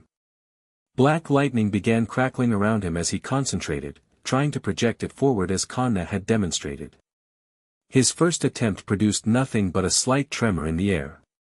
The second caused the lightning to arc wildly, scorching the floor but missing the target entirely. Don't force it, Kanna advised. Remember what you learned about integration. Your rubber body can stretch beyond normal limits, think of your Haki the same way. Luffy nodded, taking a deep breath. He thought about how naturally his limbs extended, how it had never felt unnatural or difficult. Why should extending his will be any different? On his third attempt, he envisioned his Haki as simply another part of himself, reaching out just as his arm might. The black lightning responded, shooting forward in a concentrated beam that struck the pillar dead center. Stone cracked and fragments scattered across the chamber floor. Yes. Luffy pumped his fist in celebration. Good, Kanna said, allowing herself a small smile. But that was still primarily a physical projection, your Haki taking visible form to deliver impact. True mastery comes when you can affect the world without any visible manifestation at all. Before she could elaborate further, the chamber door burst open. A young Sentu warrior stood there, breathing hard from running. Elder Kanna. Ships approaching from the east, marine vessels flying CP0 colors. Kanna's expression hardened immediately. How many? 3 battleships and a smaller, faster vessel. Elder Morita requests your presence immediately. Kanna turned to Luffy. Training is suspended. Return to your crew and prepare them. If Cypher Pole agents are coming here, it cannot be for benign reasons. What would CP0 want with Sentu? Luffy asked, already moving toward the door. Knowledge, Kanna replied grimly. The same knowledge you and your archaeologist have been seeking, about Joy Boy, the Void Century, and the true nature of Haki's origins. By the time Luffy reunited with his crew at their quarters, they were already preparing for potential conflict. Zoro was sharpening his blades with methodical precision, while Usopp checked his ammunition stocks. Nami had her Climatact assembled, and Sanji was distributing food packs in case they needed to move quickly. CP0, Robin said softly when Luffy entered. The world government's most elite intelligence agency. If they're coming here, they must know we're here too, Jinbe finished her thought. Or they've learned about Senta's ancient records. Or both, Brook added solemnly. What's the plan, Captain? Zoro asked, not looking up from his sword maintenance. Luffy's expression was serious as he considered their options. "We're not leaving until I finish my training. And we're not letting the world government destroy knowledge about Joy Boy. The Elders' Council is gathering now to determine Sento's response," Robin informed them. "I was invited to attend due to my knowledge of ancient texts." "Then I'm coming too," Luffy declared. "The rest of you, get the Sunny ready just in case. But we're not running unless we absolutely have to." Robin nodded, and together they made their way to the council temple, where they found the elders engaged in heated debate. Elder Morita noticed their arrival first, gesturing for them to join the circle. "The situation is grave," he informed them without preamble. CP0's presence can only mean one thing: they've learned of the Joy Boy archives. "What exactly is in these archives?" Robin asked. "Truth," answered Elder Morita. "Truth the world government has spent centuries trying to erase. About the Void Century, about the Ancient Kingdom, about the origins of devil fruits and Haki itself. And about Joy Boy's connection to them all," added another elder. Luffy stepped forward. "Then we protect it. Simple as that." "Not so simple, young pirate," Kanna countered. "Sento has remained independent precisely because we do not directly challenge the world government. We keep our knowledge secure but do not flaunt it. If CP0 is coming openly, rather than through infiltration," Morita reasoned, "they must be confident in their approach. Either they believe we will surrender the archives willingly, or they have leverage," Robin finished grimly. As if summoned by her words, a Sento messenger burst into the chamber. "Elders! Another ship approaching from the west, a pirate vessel." "What flag?" Morita demanded. 3 crimson slashes through the skull. "The Conqueror pirates." Luffy's eyes widened. "Voss. But he was almost dead when we left him." "It seems events have taken an unexpected turn," Morita said gravely. "We face threats from 2 directions now." Another messenger arrived moments later with even more troubling news.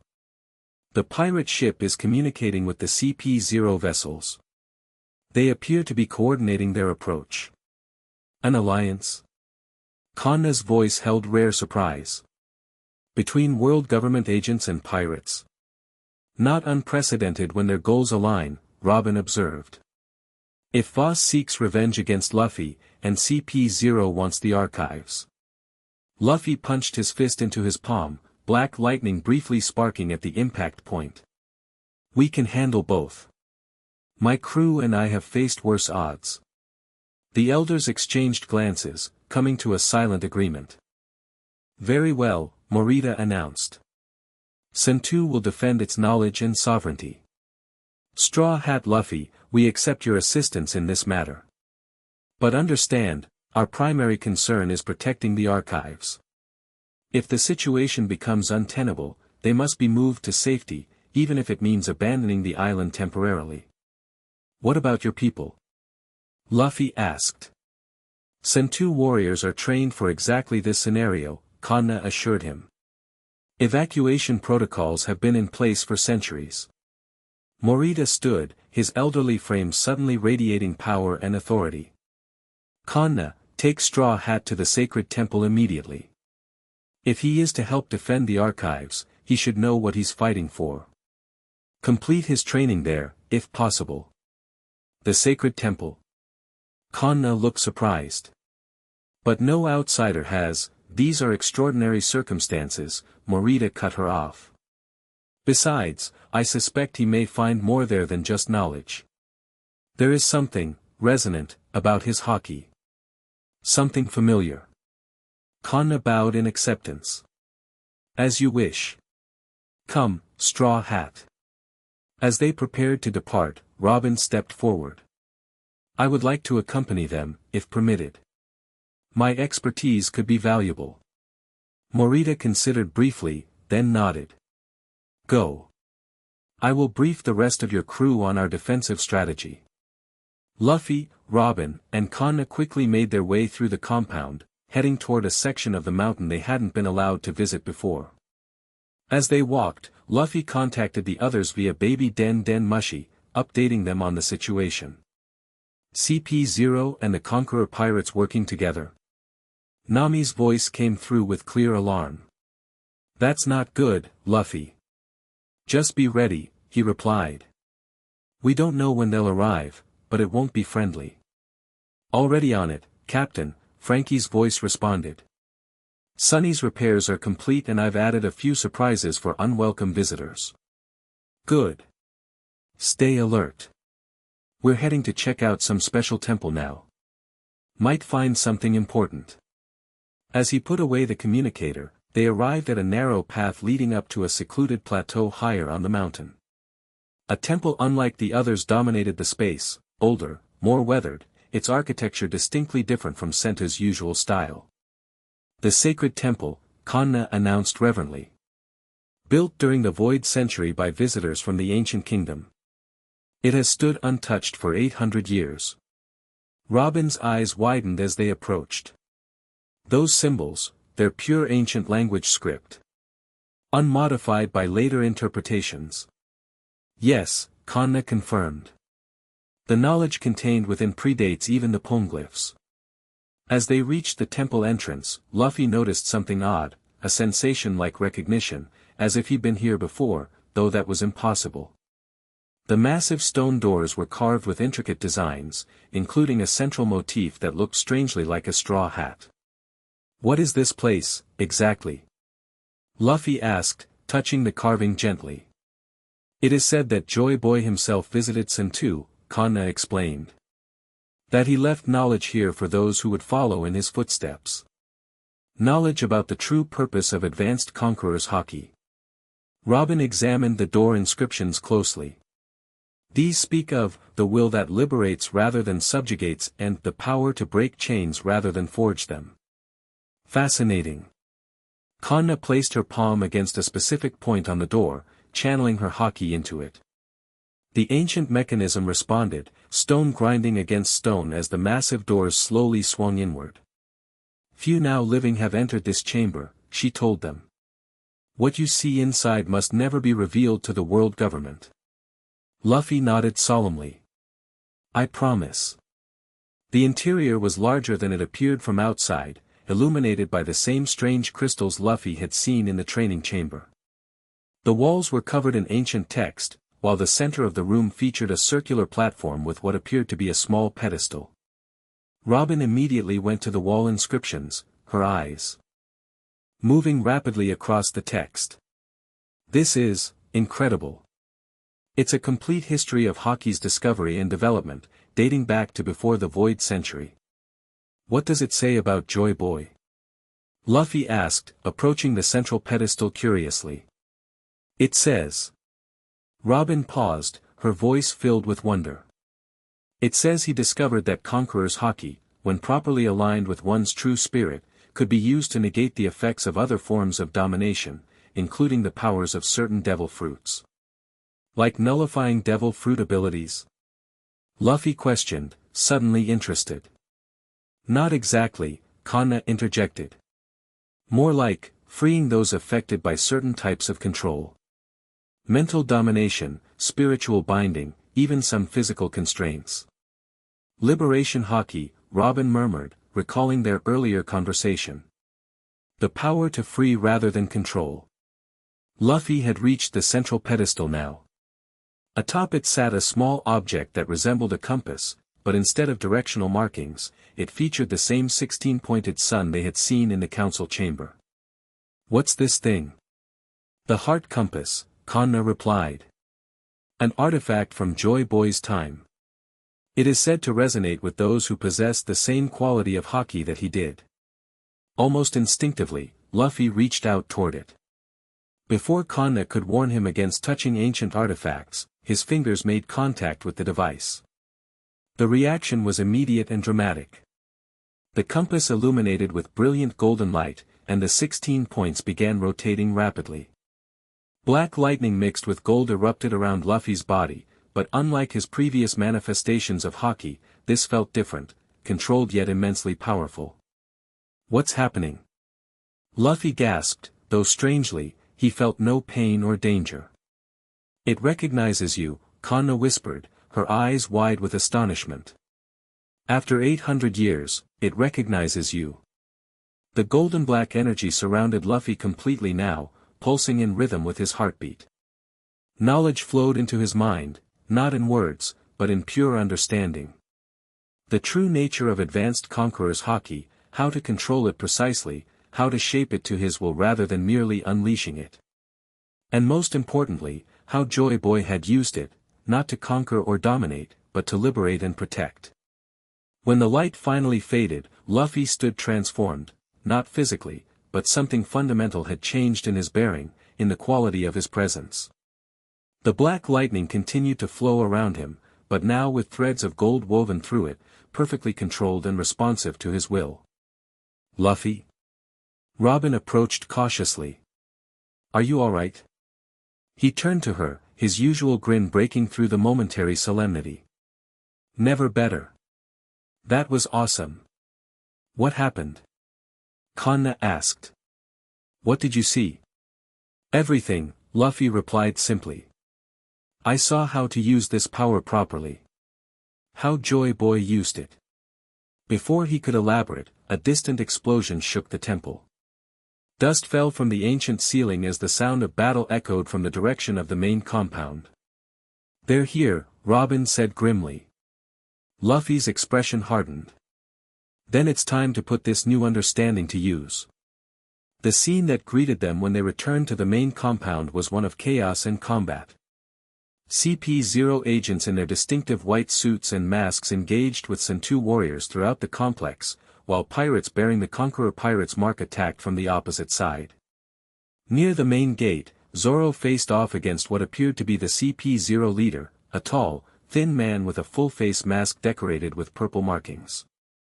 Sanji and Jinbe fought back-to-back against a squad of agents, while Chopper and Monster Point held the western approach against pirates. Frankie and Usopp provided covering fire from elevated positions, with Brook and Nami defending the council temple where the elders had taken refuge. They came in force, Kanna observed grimly. At least 5 CP0 agents plus their operatives, and the pirate contingent is larger than expected. Luffy scanned the battlefield, quickly assessing the situation. Where's Voss? I don't see him. There. Robin pointed toward the harbor path, where a stretcher was being carried up by 4 burly pirates. On it lay Captain Voss, barely recognizable from their last encounter. The nightmare fruit had aged him drastically, his once powerful body now withered and frail. Yet his eyes burned with malevolent purpose as he directed his forces. He can't fight himself anymore, Luffy realized. But he's still commanding. Elder Kanna. A Sentu warrior rushed toward them. CP0 is demanding access to the sacred temple. They say they'll destroy the entire compound if we refuse. Never, Kanna replied firmly. Prepare the evacuation protocol for the archives. There's something else, the warrior continued hesitantly. Their leader claims they have a hostage, a Marine Vice Admiral who knows the Straw Hats. Luffy and Robin exchanged alarmed glances. Cordell. He didn't say a name. Just that they captured him en route here after your last encounter. This complicates matters, Robin observed. If they truly have Cordell, we'll save him too, Luffy decided without hesitation. Robin, help Kanna protect the archives. I'll handle CP0 and Voss. Luffy, Robin began, concern evident in her voice. Trust me, he grinned. I've got this now. The new confidence in his voice, backed by the steadily flowing golden black energy around him, convinced her. Robin nodded and followed Kanna toward the council temple to organize the protection of the ancient knowledge. Luffy turned his attention to the battlefield, the heart compass's revelations still fresh in his mind. Advanced Conqueror's Haki wasn't just about overwhelming force, it was about precision, about extending one's will exactly as intended. He closed his eyes briefly, centering himself as Kanna had taught him. When he opened them again, he moved with purpose, black gold lightning flowing around him like water. A group of CP0 operatives spotted him and immediately altered course to intercept. The first launched a Shurgan attack, finger extended with enough force to pierce steel. Instead of dodging, Luffy simply looked at the approaching agent and focused his will. The black gold energy extended from him in a precise wave. When it contacted the agent, it didn't knock him unconscious as traditional Conqueror's Haki might. Instead, it seemed to disrupt his technique completely, the Shurgan dissipating mid-attack. What the agent barely had time to register his surprise before Luffy's fist connected with his solar plexus, sending him flying backward into his comrades. "Get to the sacred temple," ordered another agent. "We need those records." "You're not going anywhere near it," Luffy stated calmly, the lightning around him intensifying. The agents attacked as one, using various Rokushiki techniques in perfect coordination. Under normal circumstances, even Luffy would have found such a concentrated assault challenging. But now, with his newfound control, he moved through their attacks like water flowing around rocks. Each time a CP0 technique came near him, he countered with precisely directed Haki, not overwhelming force, but targeted disruption that neutralized their attacks before they connected.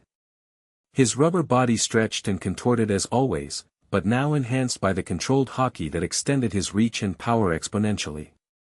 Gum Gum Calm Rifle.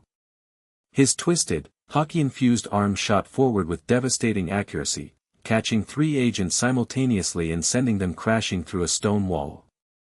Unlike his previous applications of the technique, this version required minimal wind-up and caused no strain on his body, the Haki working in perfect harmony with his natural abilities. Across the compound, Zoro was still engaged with the CP0 leader, their battle having escalated to the point where the surrounding area was riddled with deep cuts from the swordsman's attacks and strange impact craters from the agent's techniques. "You fight well, Roronoa," the masked man commented, dodging another slash with inhuman flexibility. "But you cannot win against the world government. The knowledge on this island belongs to us." "Knowledge belongs to everyone," Zoro countered, sliding into a stance Luffy hadn't seen before, something new he must have learned during his training with Morita. As Zoro prepared his attack, Luffy noticed something remarkable, a faint green-black aura beginning to manifest around his first mate, similar to Conqueror's Haki but with Zoro's unique signature. Three-sword style, Dragon King's conviction. The swordsman moved with blinding speed, all 3 blades trailing the green-black energy as they cut through the air.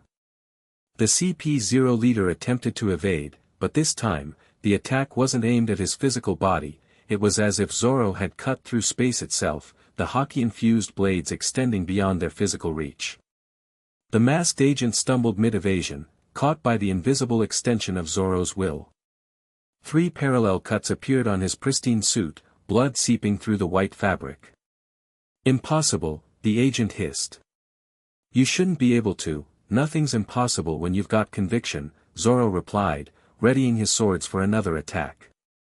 Before their battle could continue, a commotion near the harbor path drew everyone's attention. Captain Voss had been carried to a central position, and beside his stretcher stood a CP0 agent holding a blade to the throat of a battered and restrained Vice Admiral Cordell. "Enough," the agent called out, his voice amplified by some technique to carry across the entire compound. "Straw Hat Luffy. Surrender yourself and the sacred temple's knowledge, or watch this marine die." Fighting paused across the battlefield as all eyes turned toward the hostage situation. "They really did capture him," Robin murmured, having returned to Luffy's side during the momentary lull. Luffy studied the scene carefully, his enhanced perception noting details he might have missed before. The way Cordell held himself despite his restraints, tense but not defeated. The positioning of Voss's stretcher, angled to give the withered pirate captain a clear view of the proceedings. The subtle hand signals the CP0 leader was making to his subordinates, positioning them for some planned maneuver. "It's a trap," Luffy said quietly. "They don't care about Cordell. They're using him to create an opening." "What's the play, Captain?" Zoro asked, joining them with his sword still drawn. Luffy's eyes narrowed as he continued analyzing the situation. "They want the knowledge in the sacred temple. Voss wants revenge on me. They're working together, but not trusting each other. A plan formed in his mind, not the headlong charge he might have attempted before, but a strategic approach utilizing his new understanding of advanced Conqueror's Haki. Zoro, be ready to free Cordell on my signal. Robin, tell the others to focus on protecting the temple at all costs. I'm going to handle Voss and create a distraction. Without waiting for their acknowledgement, Luffy stepped forward into the open space between the opposing forces. The black gold lightning flowed calmly around him, controlled but visibly powerful. Let Cordell go, he called out. Your fight's with me, not him. From his stretcher, Voss laughed, a hollow, rattling sound from his withered body. Look what you reduced me to, Straw Hat. Once the most feared Haki user in the New World, now a dying old man. You did that to yourself, Luffy replied evenly. The nightmare fruit was your choice. A choice I made to defeat you. Voss spat. And though it failed, I found another path to victory. The world government has quite an interest in your new powers, and in the secrets of this island. The CP0 agent holding Cordell pressed his blade closer to the Vice Admiral's throat. The knowledge, Straw Hat. Tell us how to access the sacred temple, and this marine lives. Luffy took another step forward, then stopped, a slight smile playing at his lips. You know, there's something I learned about advanced Conqueror's Haki today. Save your stalling tactics, the agent snapped. Not stalling, Luffy replied calmly. Teaching. Without warning, he extended his hand forward, palm out. The black gold lightning shot from him in a focused beam, so fast it was nearly invisible. It struck Cordell directly, but instead of harming him, it shattered the sea stone restraints binding his arms. The Vice Admiral reacted instantly, his years of combat experience taking over. He twisted away from the blade at his throat, simultaneously bringing up his newly freed arms to counter his captor. Now, Zoro! Luffy shouted. The swordsman was already moving, green-black energy trailing from his blades as he closed the distance in a heartbeat. His attack severed the remaining restraints on Cordell's legs while carefully avoiding the Marine himself. Chaos erupted as CP0 agents and Conqueror pirates rushed to regain control of the situation. Voss screamed orders from his stretcher, his withered body unable to join the fight but his mind still tactically sharp. Amid the confusion, Luffy launched himself directly toward Voss. Pirates moved to intercept him, but a precise application of his Haki sent them stumbling aside, their attacks disrupted before they could connect. You can't win this, Voss, Luffy said as he landed beside the stretcher. The once mighty pirate captain glared up at him with hatred burning in his sunken eyes. I don't need to win. I just need to see you suffer before I die. He reached into his coat with a trembling hand, withdrawing another of the black orbs, identical to the nightmare fruit he'd used in their previous encounter. Don't, Luffy warned. It'll kill you this time. I'm already dead, Voss snarled. The question is how many I take with me. Before Luffy could stop him, Voss crushed the orb in his hand. The black substance oozed between his fingers, but this time, instead of covering just his body, it began spreading outward in all directions, a creeping darkness that corrupted everything it touched. What have you done? Luffy demanded, jumping back as the blackness reached for his feet. Voss laughed manically. Nightmare Fruit Omega. The final formula. It doesn't just empower the user, it transforms the very environment into a domain of nightmare. The spreading darkness began to rise from the ground, forming twisted, semi-solid shapes that vaguely resembled monstrous creatures. Sentu warriors and pirates alike backed away in horror as the manifestations lunged at anyone within reach. Everybody get to higher ground. Luffy shouted, his voice carrying across the battlefield. The Straw Hat crew reacted immediately, disengaging from their individual battles to help evacuate both allies and enemies from the expanding corruption. Even the CP0 agents recognized the greater danger, retreating from the creeping darkness. Only Voss remained at the center, his withered body now suspended in a cocoon of the viscous black substance, elevated above the ground as more and more of the corruption poured from his form.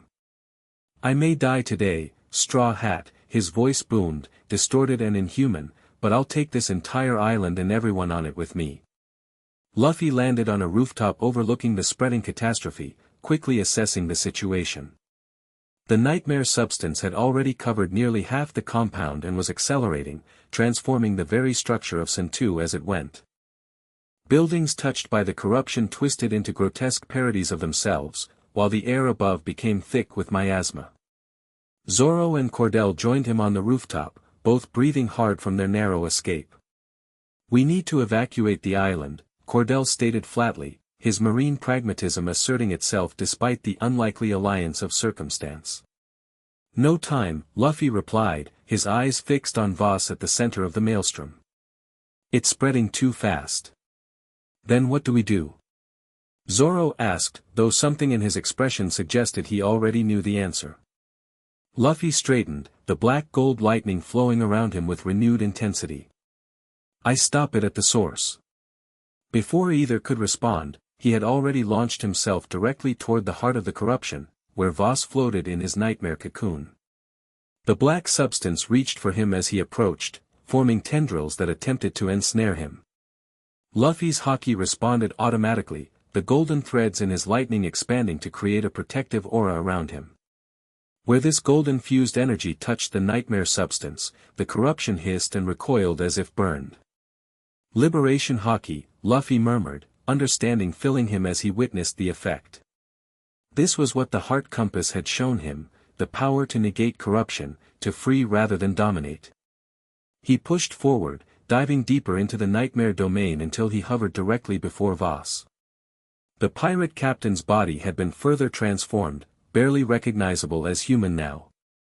His flesh had merged with the black substance, his eyes pools of absolute darkness. "You cannot stop this." Voss's voice thundered from everywhere and nowhere. "The nightmare has already taken root." "Maybe," Luffy acknowledged. "But I can free you from it." He drew back his fist, concentrating his Haki into its purest form. The black lightning condensed, golden energy weaving through it in complex patterns that seemed to reflect the 16-pointed sun of the heart compass. Gum gum. His arm stretched back, the controlled Haki extending with it perfectly. Dawn Breaker. The attack connected with the center of Voss's corrupted form. For a heartbeat, nothing happened. Then, golden light erupted from the impact point, spreading outward through the nightmare substance like cracks in glass. Voss screamed, not in pain but in release, as if something that had been clutching his soul was finally letting go. The corruption began to dissipate, flaking away into particles that dissolved before touching the ground. Throughout the compound, the nightmare manifestations shuddered and collapsed, the black substance receding wherever the golden light touched it. Buildings reverted to their original forms, the miasma cleared from the air, and the oppressive atmosphere lifted. At the center, Voss's body gently descended to the ground, the corruption completely gone. When Luffy landed beside him, he found not the withered old man from before, but Voss as he must have looked in his youth, his features peaceful in a way they had never been in life. "He's gone," Luffy said softly as Zoro and the others arrived. "But he died free." Robin knelt beside the body, examining it with scientific curiosity. The nightmare fruit's effects were reversed completely. Not just halted, but undone. "Liberation Haki," Elder Kanna said, approaching with Morita and the other elders. Just as the ancient texts described. The power to free rather than conquer. The CP0 agents had regrouped during the chaos, their leader stepping forward with calculating precision. Despite his injuries from battling Zoro, he maintained an air of absolute authority. "This changes nothing," he declared coldly. "The world government's objective remains the same. The knowledge in the sacred temple must be secured." "You mean destroyed," Robin countered. "Like every other piece of history that contradicts the government's narrative." The agent didn't deny it. "The peace of the world depends on certain truths remaining buried." "What happened here today only confirms the danger of such knowledge being freely available." Not your decision to make, Luffy stated firmly, the golden black energy still flowing around him in controlled currents. Vice Admiral Cordell, who had remained silent until now, stepped between the opposing groups. Enough bloodshed has been spilled today. He turned to the CP0 leader. Stand down. That's an order. You have no authority over CP0, Vice Admiral, the masked man replied dismissively. Perhaps not, Cordell acknowledged. But I can report directly to Fleet Admiral Sakazuki about CP0 agents allying with pirates and endangering marine personnel. I'm sure he'd be very interested in that information. A tense silence followed as the CP0 leader weighed his options. Finally, he gave a barely perceptible nod. This operation is suspended. For now. He turned to his remaining agents. We're withdrawing. As the CP0 forces began their retreat, Cordell faced Luffy and the Straw Hats. The Marine Vice Admiral looked conflicted, torn between duty and what he had witnessed. I should arrest you all, he said finally. But today I'll pretend I never saw you. Why? Luffy asked, genuinely curious. Cordell's gaze traveled to Vasa's peaceful form, then to the golden black energy still flowing around Luffy. Because what you did here wasn't the act of a pirate seeking to disrupt world order. It was something else entirely. He straightened his battered uniform. Consider this a one-time reprieve, Straw Hat. The next time we meet, I will fulfill my duty as a Marine. With that, he turned and followed the departing CP0 agents, leaving the Straw Hats and the people of Sentu to recover from the battle. Hours later, as the sun began to set over Sentu Island, the Straw Hat crew gathered in the sacred temple with the Elders' Council. The damage to the compound had been extensive, but thankfully, no lives had been lost among the Sentu warriors. The world government will return, Morita warned. Today's retreat is temporary at best. We'll be ready, Kanna asserted confidently. And thanks to Straw Hat, we now have something we've lacked for centuries, proof that Joy Boy's legacy continues. All eyes turned to Luffy, who sat cross-legged near the heart compass, which continued to emit a soft golden glow in his presence. I still don't fully understand this connection to Joy Boy, he admitted. I'm just Luffy. Perhaps that's precisely why the connection exists, Robin suggested thoughtfully. You never sought to conquer or dominate. Even your dream of becoming Pirate King isn't about ruling others, it's about being the freest person on the seas. Liberation rather than subjugation, Kanna agreed. The true essence of what advanced Conqueror's Haki was meant to be, before it became corrupted through the ages. Elder Morita approached Luffy with formal dignity.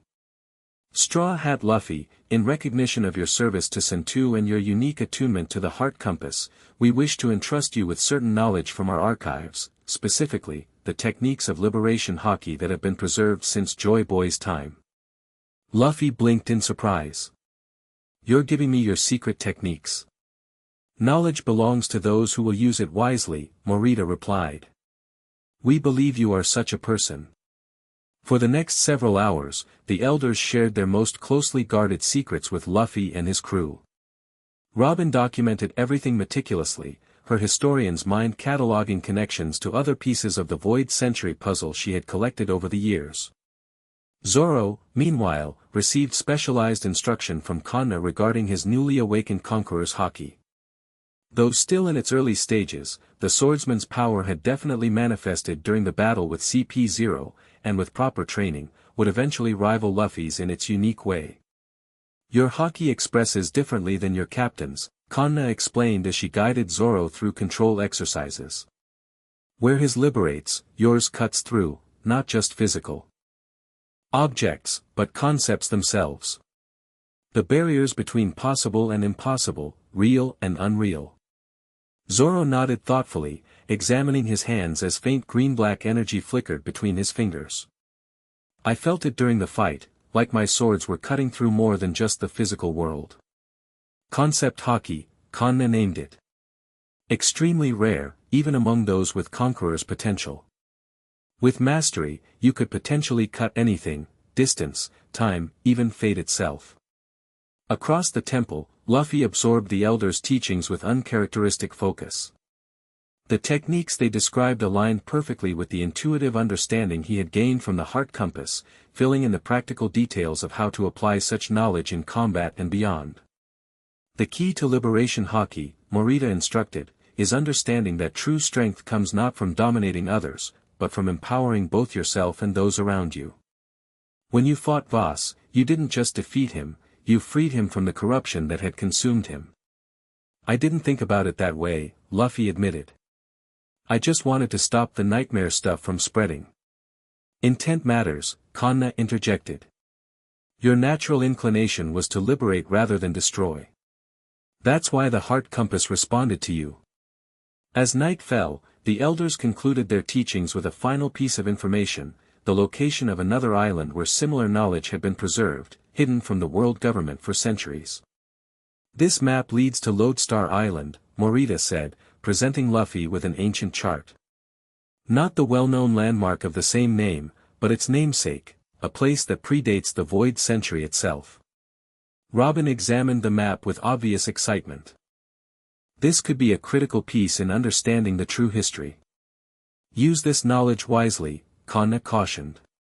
The world government fears it for a reason, it has the power to upset the very foundations upon which their authority is built. Luffy carefully rolled up the map, tucking it inside his vest. Don't worry. We're not looking to destroy anything, just to find the truth and be free. A worthy goal, Morita acknowledged. And one that Joy Boy himself would approve of. Dawn found the Straw Hats preparing to depart Sentu Island. Their ship was fully repaired, their supplies replenished, and their knowledge greatly expanded. As they made final preparations, the elders and many Sentu warriors gathered at the harbor to bid them farewell. The world government will be watching you more closely than ever, Morita warned as he shook Luffy's hand. CP0's failure here will only intensify their interest in both you and the knowledge you now carry. Let them watch, Luffy replied confidently. We've faced worse odds. Indeed you have, Kanna agreed with a rare smile. Remember your training, Straw Hat. Advanced Conqueror's Haki, Liberation Haki, requires balance between power and restraint, between force and precision. I'll remember, Luffy promised, the black gold lightning briefly flickering around his hand as they shook. Zoro exchanged a respectful nod with the elder who had guided his own awakening. I'll continue the exercises, he assured her. See that you do, she replied. Your power has only just begun to manifest. With discipline, it will grow exponentially. As the crew boarded the Sunny, Robin paused at the gangplank, turning back to the Sentu elders. Thank you for trusting us with your knowledge. I promise it will be preserved faithfully. We know, Morita replied solemnly. That is why we entrusted it to you. With final farewells exchanged, the Thousand Sunny pulled away from Sentu's harbor, setting course for new adventures. Luffy stood at the figurehead, his favorite spot, watching the island recede into the distance. The black gold lightning of his newly mastered Haki flowed around him in controlled, beautiful patterns, responding to his will without conscious effort. So, Nami asked as she approached the bow, where to next, Captain? Lodestar Island. Luffy considered this, then shook his head. Not yet. We need to be stronger first. All of us. He turned to face his crew, his expression unusually serious. What we learned on Sentu, about Joy Boy, about the Void Century, about Haki's true purpose, it's big. Bigger than I thought. And the world government is going to do everything they can to stop us from learning more. When has that ever stopped us? Zoro asked with a confident smirk. Never, Luffy agreed, his serious expression melting into his characteristic grin. And it won't stop us now either. But we do this smart. We train, we prepare, and when we're ready, we find the truth together. Aye, Captain, the crew responded in unison. As the Sunny sailed into the open sea, Luffy gazed up at the clear blue sky, feeling the power flowing through him, not just the Haki, but the bonds with his crew, the knowledge they had gained, and the path that lay before them. Whatever challenges awaited, whatever secrets remained to be uncovered, they would face them together.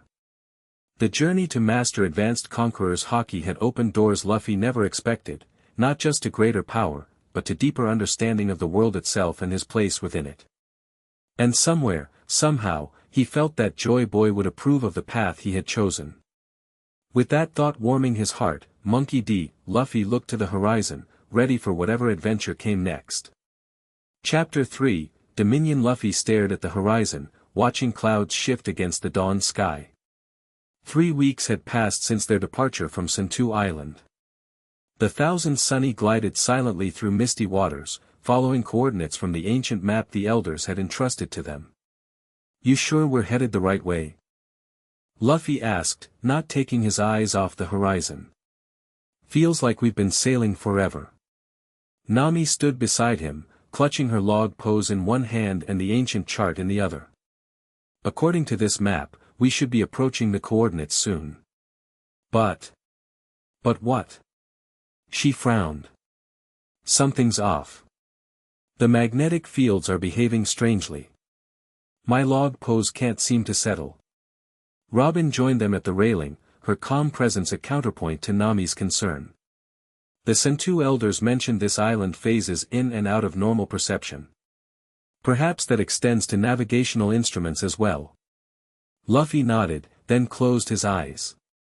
The black gold lightning of his newly refined Haki flickered to life around him, flowing in controlled currents across his skin. Over the past weeks, he'd practiced constantly, integrating the liberation Haki techniques with his devil fruit powers until they worked in seamless harmony.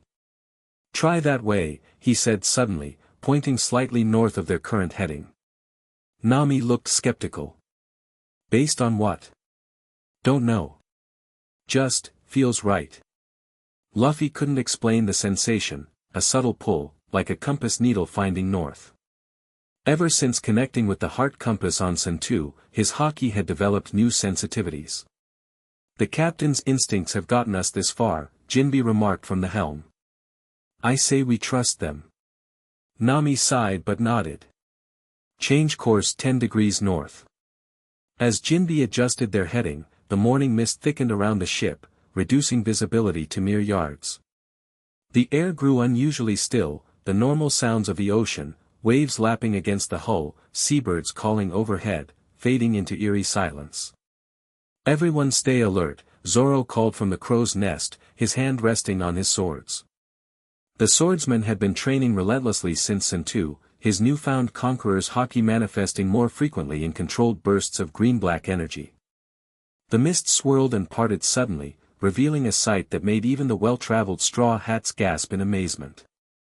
Before them rose an island unlike any they had encountered, floating several hundred feet above the sea's surface, its underside a tangle of massive roots and crystalline formations that caught the morning light in dazzling patterns.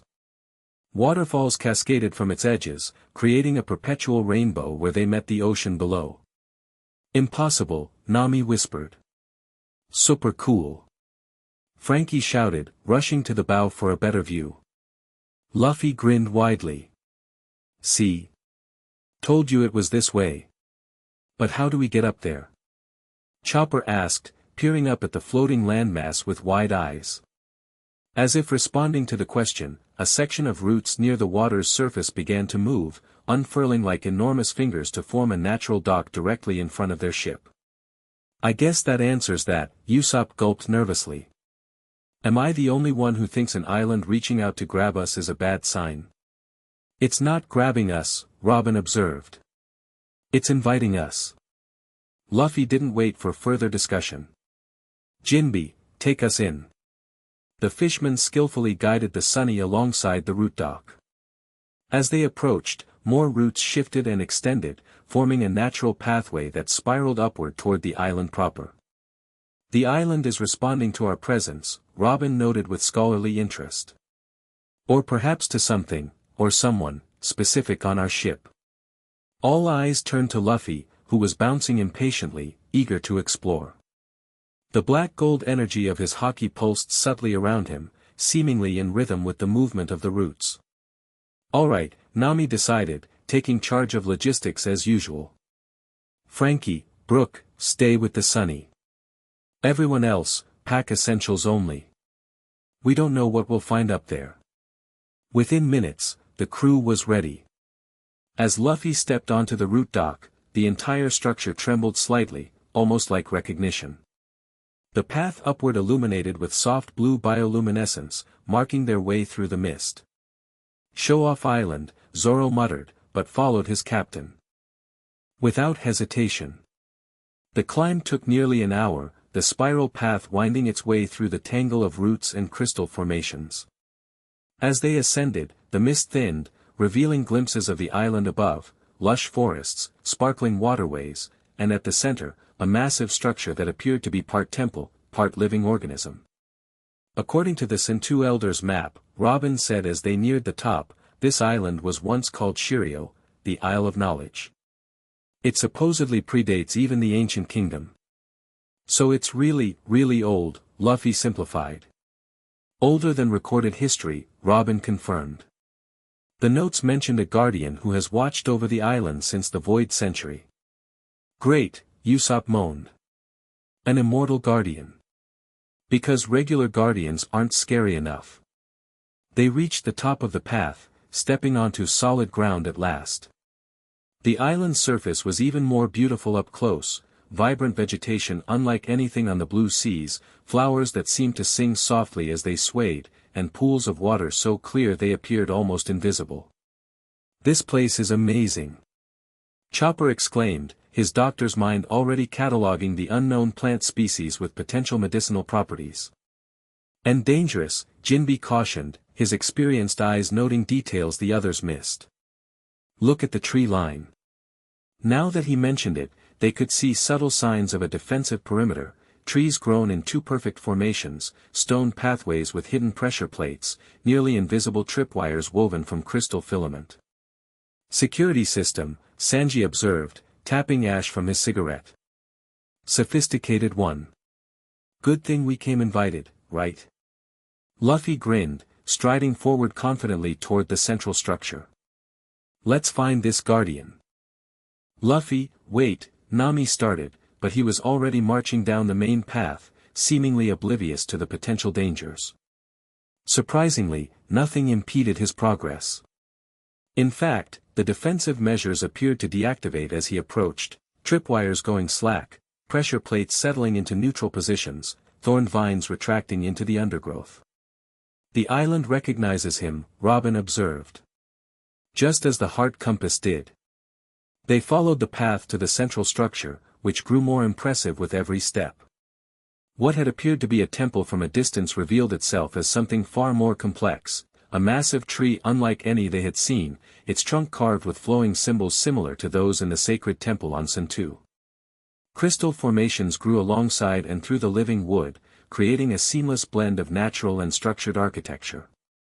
At the base of the tree temple stood a single figure, tall and slender, clothed in robes of shifting colors that seemed to absorb and reflect light simultaneously. Their age was impossible to determine, they could have been 30 or 300, and their features held an androgynous beauty that transcended conventional gender. Welcome, seekers, the figure greeted them, voice melodic and clear. I am Elder Ryushin, keeper of Shiryo. I have awaited your arrival. Luffy stepped forward. You knew we were coming. Ryushin smiled, the expression radiating both warmth and ancient wisdom. The island knew. And through it, so did I. Their gaze settled on Luffy, studying the black-gold energy that flickered around him even in his relaxed state. You carry liberation Haki within you, something not seen in these waters for centuries. You know about that? Luffy asked, surprised. I know many things, Monkey D. Luffy. Including why you have come. Ryushin gestured toward the temple entrance. You seek mastery, true dominion over the power awakening within you. Luffy nodded. The Sentu elders said this place holds knowledge about Haki that even they don't have. Indeed. Ryushin's eyes shifted to the others. But the path to such knowledge is not without trials. Each seeker must prove their worth in their own way. Trials? Usopp squeaked. What kind of trials? Nothing beyond your capabilities, Ryushin assured them. Simply tests that reveal your true nature. Robin stepped forward, her scholarly curiosity overriding caution. The Sentu archives mentioned you've guarded this place since the Void Century. Is that true? A shadow passed briefly across Ryushin's perfect features. Time moves differently on Shiryo. What seems centuries to the outside world is but a season here. Before Robin could press further, Ryushin turned, gesturing for them to follow. Come. Night approaches, and Shiryo can be disorienting after dark. We will provide shelter and explain more inside. The interior of the tree temple was even more astonishing than its exterior. Vast chambers had been grown rather than built, the living wood forming perfect arches and domes without seams or joints. Crystalline veins ran through the structure, providing natural light that shifted with the angle of the sun outside. Smaller attendants, similar to Ryushin but less imposing, moved silently through the space, tending to tasks with practiced efficiency. These are the keepers, Ryushin explained as they walked. Like me, they have dedicated their lives to preserving the knowledge contained here. And what exactly is that knowledge? Zoro asked, his single eye scanning their surroundings with healthy skepticism. The truth of all things, Ryushin replied simply. The origins of devil fruits. The nature of Haki. The history erased by what your world calls the Void Century. And most relevant to your captain, the ultimate expression of Conqueror's Haki. They were led to a circular chamber deep within the tree temple, where cushions surrounded a central hearth burning with blue-white flame that emitted no smoke. Food and drink had been prepared, simple but delicious fare. That Sanji immediately began analyzing with professional interest. Please, refresh yourselves, Ryushin invited. Then we will discuss why the island called to you. As they ate, Ryushin explained more about Shiryo's nature. The island existed partially outside normal reality, shifting between dimensions in a complex cycle that made it nearly impossible to find without specific knowledge or a natural attunement to its frequency, which, apparently, Luffy possessed. Your connection to Joy Boy's legacy creates a resonance that Shiryo recognizes, Ryushin told Luffy. The island has been waiting for someone like you, someone who could inherit the true purpose of Conqueror's Haki. And what is that true purpose? Robin asked. Ryushin's expression turned solemn. Balance. Not dominance alone, nor liberation alone, but the wisdom to know when each aspect is needed. The world government fears this knowledge because it undermines their authority, built as it is on absolute control. Pirates like your former enemy Voss perverted it into pure conquest. But Joy Boy understood its dual nature, as did the rulers of the ancient kingdom. Luffy, unusually attentive, leaned forward. So what does that mean for me? How do I master it completely? Through the trials, Ryushin answered. 7 tests, 1 for each aspect of complete mastery. They will begin tomorrow at dawn. And us? Nami asked, gesturing to the rest of the crew. Each of you has a role to play in your captain's journey. You will face your own challenges, reflections of the support you provide to his dream. As night fell outside, Ryushin showed them to sleeping quarters, comfortable chambers grown from the living wood of the tree temple, each somehow perfectly suited to its occupants' tastes. The Straw Hat settled in, excited but wary about what the coming day would bring. Later that night, Zoro found Luffy sitting alone on a balcony overlooking the moonlit island, his expression uncharacteristically pensive. Can't sleep, the swordsman asked, joining his captain. Luffy shook his head. Too much thinking. Dangerous territory for you, Zoro joked, earning a small smile. This place feels important, Zoro. Like, destiny or something. Luffy rarely spoke in such terms, which made his first mate pay close attention. But also. What? I don't know. Something feels off. Not wrong exactly, just, not completely right. Zoro nodded, having felt the same subtle dissonance since their arrival. Trust your instincts. They've gotten us this far. Yeah. Luffy's hands flickered with black gold energy as he flexed them thoughtfully. Whatever these trials are, we'll handle them together, like always. Like always, Zoro agreed, though both knew something fundamental had changed since Sentu Island, something that went beyond new powers or techniques. The closer Luffy came to mastering advanced Conqueror's Haki, the closer he came to understanding his place in a history larger than any of them had imagined. Morning arrived with soft chimes reverberating through the tree temple. The straw hats gathered in the central chamber, where Ryushin awaited them alongside 7 other keepers, each distinguished by robes of different colors. The trials begin now, Ryushin announced without preamble. Each tests a different aspect of mastery: will, wisdom, adaptation, compassion, sacrifice, vision, and integration. Together, they will determine if you are ready for the final knowledge Shiryu protects. And my crew? Luffy asked. They will accompany you to the first trial location. After that, the island itself will separate you, each to face the challenge most suited to their nature. This didn't sit well with Luffy. We stay together. That's how we operate. Not this time, Ryushin countered gently.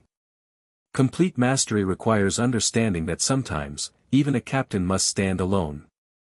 Before Luffy could protest further, the floor beneath them shifted, rearranging itself into a spiraling pathway leading deeper into the tree temple. With no better option, they followed it to an enormous chamber that appeared to be the very heart of the structure. Here, the living wood and crystal had formed a perfect arena, with 7 doorways spaced evenly around its circumference. The trial of will begins here, Ryushin stated, gesturing to the center of the arena. Captain, please step forward. Luffy did so, the black gold lightning of his Haki flickering to life automatically in response to the chamber's energy. The rest of you, please observe from the perimeter, but do not interfere, regardless of what you witness.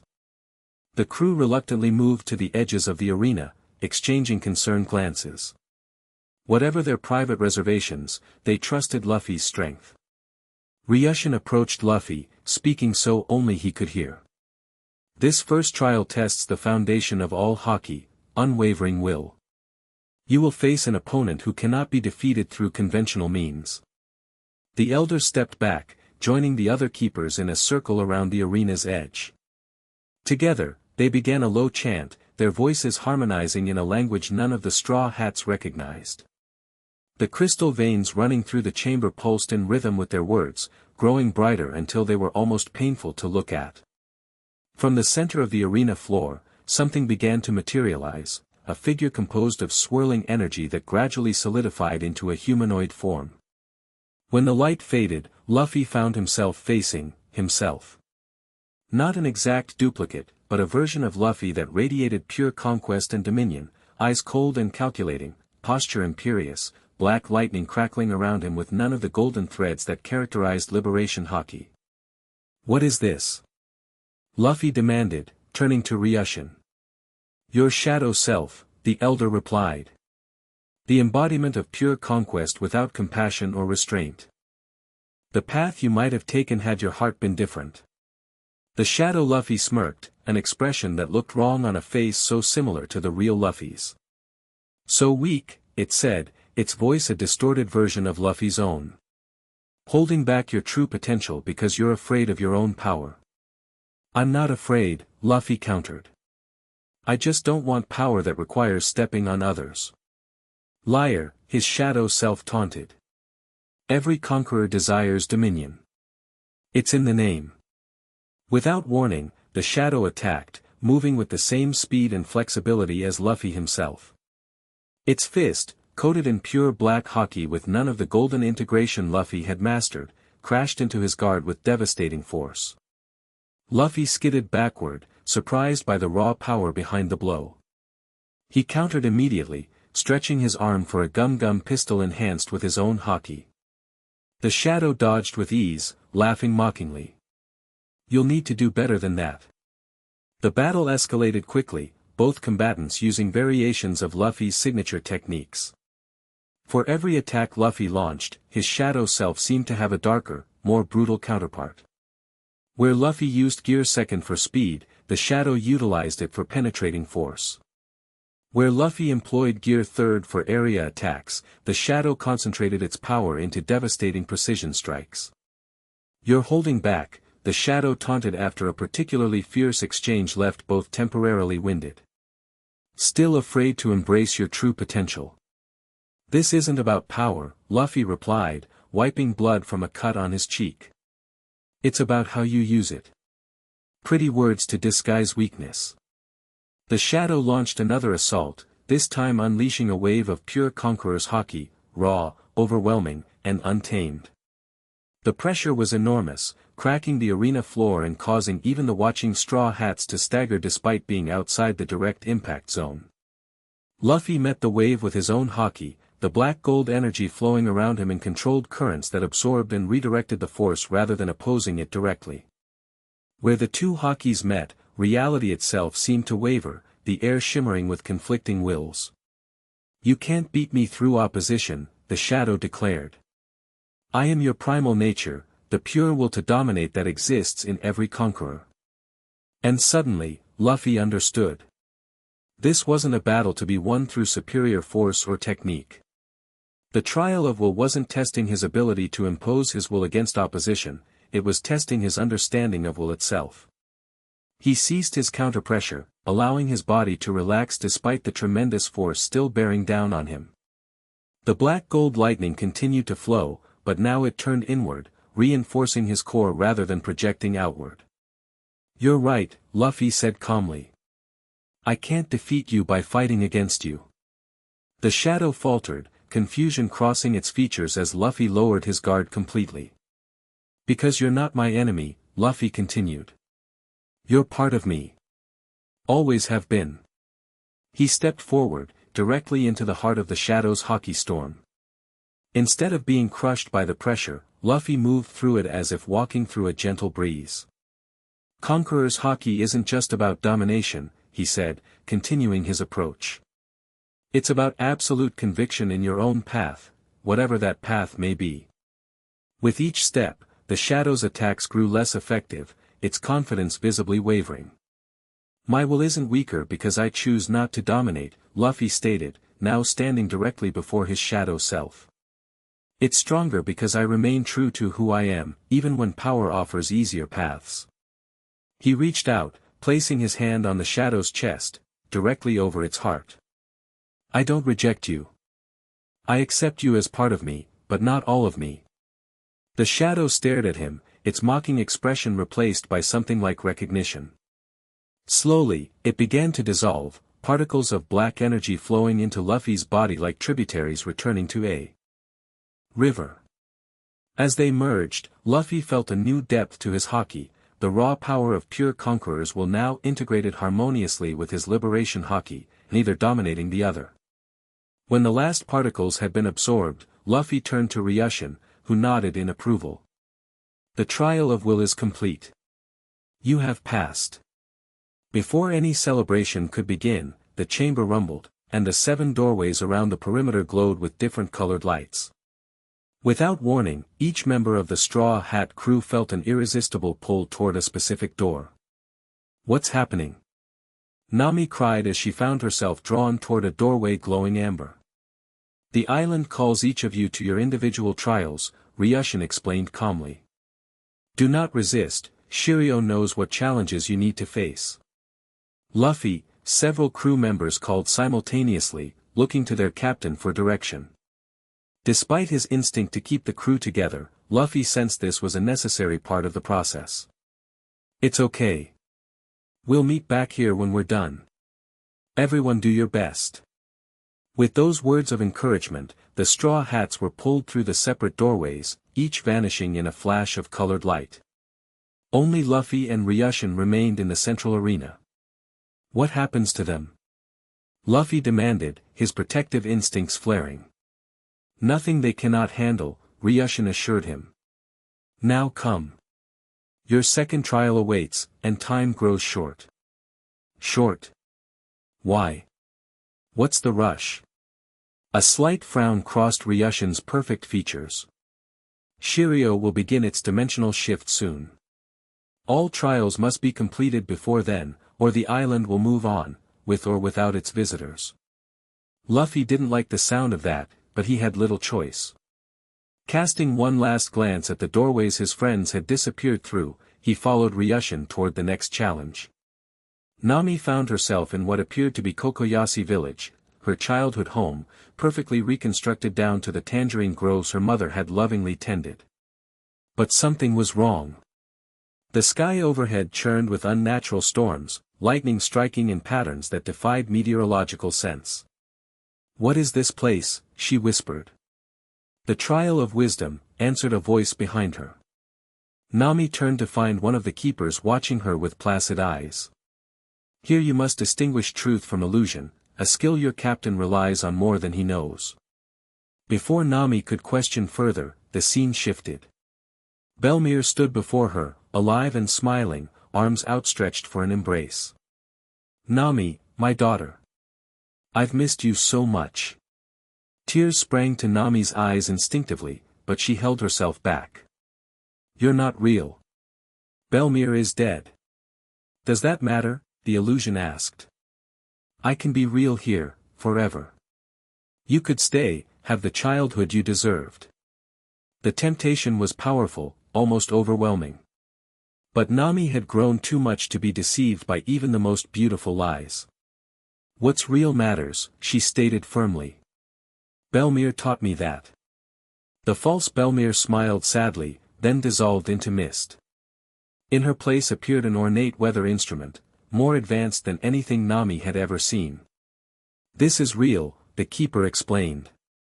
"An ancient tool for predicting the most dangerous storms of the Grand Line. Take it, you've earned it by seeing through the fog of desire." Nami accepted the gift, understanding instinctively that her trial had been about more than personal temptation. As the navigator, her crew, her captain, depended on her to chart a true course, unswayed by mirages or easy paths. "How do I get back to the others?" she asked. The keeper gestured to a door that hadn't been there moments before. "When all trials are complete, paths will converge." Zoro faced a different challenge entirely. His doorway had deposited him in what appeared to be an endless dojo, training ground stretching beyond sight in all directions. Hundreds of swordsmen practiced various styles, some familiar, others completely foreign to him. "The trial of adaptation," announced a keeper clad in forest green. "Here you must learn what cannot be taught." "Riddles," Zoro grunted. "Great." Without further explanation, the keeper vanished, leaving Zoro alone among the practicing warriors. When he approached one group, intending to question them, they ignored him completely, moving through their forms as if he were invisible. After several frustrated attempts at interaction, Zoro realized these weren't real people but some kind of memory or projection. He could observe their techniques but couldn't engage directly. "So what's the point?" he muttered. As if responding to his question, his surroundings shifted. Now he stood in a perfect circle surrounded by 12 master swordsmen, each representing a different style. They moved in synchronized attack, their blades whistling toward him from all directions simultaneously. Instinctively, Zoro drew his swords, preparing his defense. But something felt wrong, his cherished blades were gone, replaced by unfamiliar weapons that felt awkward in his hands. "Adapt or fall," whispered a voice on the wind. Understanding dawned as the first attacks reached him. This wasn't about defending with familiar techniques, it was about adaptation to the unexpected, to fighting outside his comfort zone. Zoro had always prided himself on mastering and refining his chosen style. Now he needed to prove he could transcend it when necessary. The battle that followed pushed him to his limits. Each time he began to adapt to the unfamiliar swords, they would transform again, becoming spears, then chains, then weapons he had no names for. The attacking masters changed tactics continuously, never allowing him to settle into a pattern. Finally, after what felt like hours, Zoro found the flow, not by mastering each weapon, but by understanding that mastery itself was not the goal. Adaptation was. His newly awakening Conqueror's Haki responded to this realization, the green-black energy flowing through whatever weapon he held, extending his will beyond its physical form. When the last attacker had been countered, the Keeper reappeared. You understand now. Your captain's path will take him places no one has gone before. He will need those beside him to adapt without losing their essence. Zoro nodded, sheathing the swords that had returned to their familiar forms. Not losing yourself while changing, that's the real challenge. Indeed. And that is why your own Conqueror's Haki manifests as it does, cutting through limitations while maintaining your core identity. The swordsman looked down at his hands, where the green-black energy still flickered faintly. Will I master it as Luffy has mastered his? That, the Keeper said with the ghost of a smile, depends entirely on you. Similar scenes played out across Shiryo as each Straw Hat faced their individual trial. Usopp confronted his fears in the trial of courage, finding strength not in fearlessness but in acting despite terror. Sanji navigated the trial of compassion, learning that true strength comes from protecting others' dreams as fiercely as one's own. Chopper faced the trial of identity, reconciling his monster form with his healing heart. Robin confronted her past in the trial of truth, while Jinbe weathered the trial of loyalty, each emerging with new understanding of their role in Luffy's journey. Meanwhile, Luffy himself progressed through his remaining trials, each building upon the last. The trial of wisdom taught him to see beyond surface appearances to underlying truths. The trial of adaptation forced him to use his Haki in completely new ways, strengthening his creativity. The trial of compassion tested his ability to maintain his principles even when victory seemed to require compromising them. By the time he reached the sixth trial, the trial of vision, Luffy's control over advanced Conqueror's Haki had evolved beyond anything he'd imagined. The black gold lightning now responded to his will with such precision that he could affect individual leaves on a tree without disturbing those around it. You've progressed remarkably, Ryushin observed as they approached the chamber for the sixth trial. Faster than any seeker in my memory. I'm a quick learner when it matters, Luffy replied. Despite his growing mastery, concern for his separated crew never left his mind. How much longer until we finish? And when do I see my friends again? Soon. The trial of vision and then the final trial of integration remain. After that, all paths will converge. The chamber for the sixth trial differed from the others, a perfect dome of crystal that reflected and refracted light in dizzying patterns. At its center stood a simple pedestal holding what appeared to be a small mirror. Here you will glimpse potential futures, Ryushin explained. Not fixed destinies, but possibilities shaped by choices yet unmade. I don't need to see the future, Luffy said firmly. I make my own path. Indeed you do. But a true king understands the consequences of his choices before making them. Look into the mirror, Straw Hat. Reluctantly, Luffy approached the pedestal. As he gazed into the mirror's surface, it rippled like disturbed water, then cleared to show a series of visions, himself standing triumphant at Laugh Tale, the One Piece found, his crew celebrating. The world in chaos as the revelations of the Void Century shattered the foundations of the world government. A great war engulfing the planet, with Luffy at its center, sometimes leading revolutionary forces, sometimes standing alone against both pirates and marines.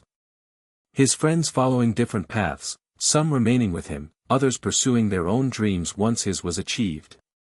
And finally, a quiet scene on a small island, an older Luffy watching the sunset, his legendary adventures behind him, wisdom in his eyes and peace in his heart.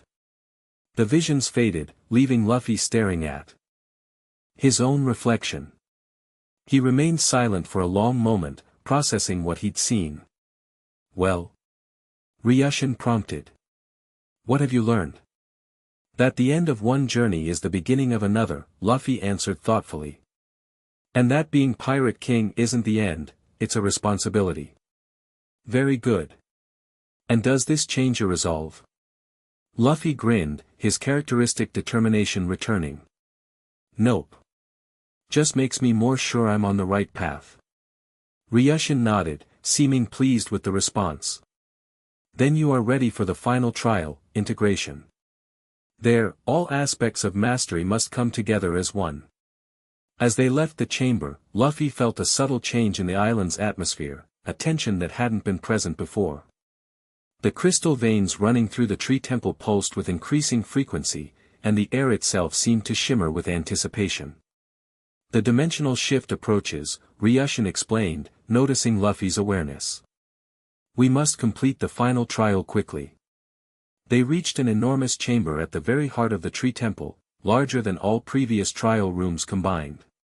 Here, the living wood and crystal had formed a perfect replica of the world itself in miniature, with tiny seas and continents detailed down to individual mountains and cities.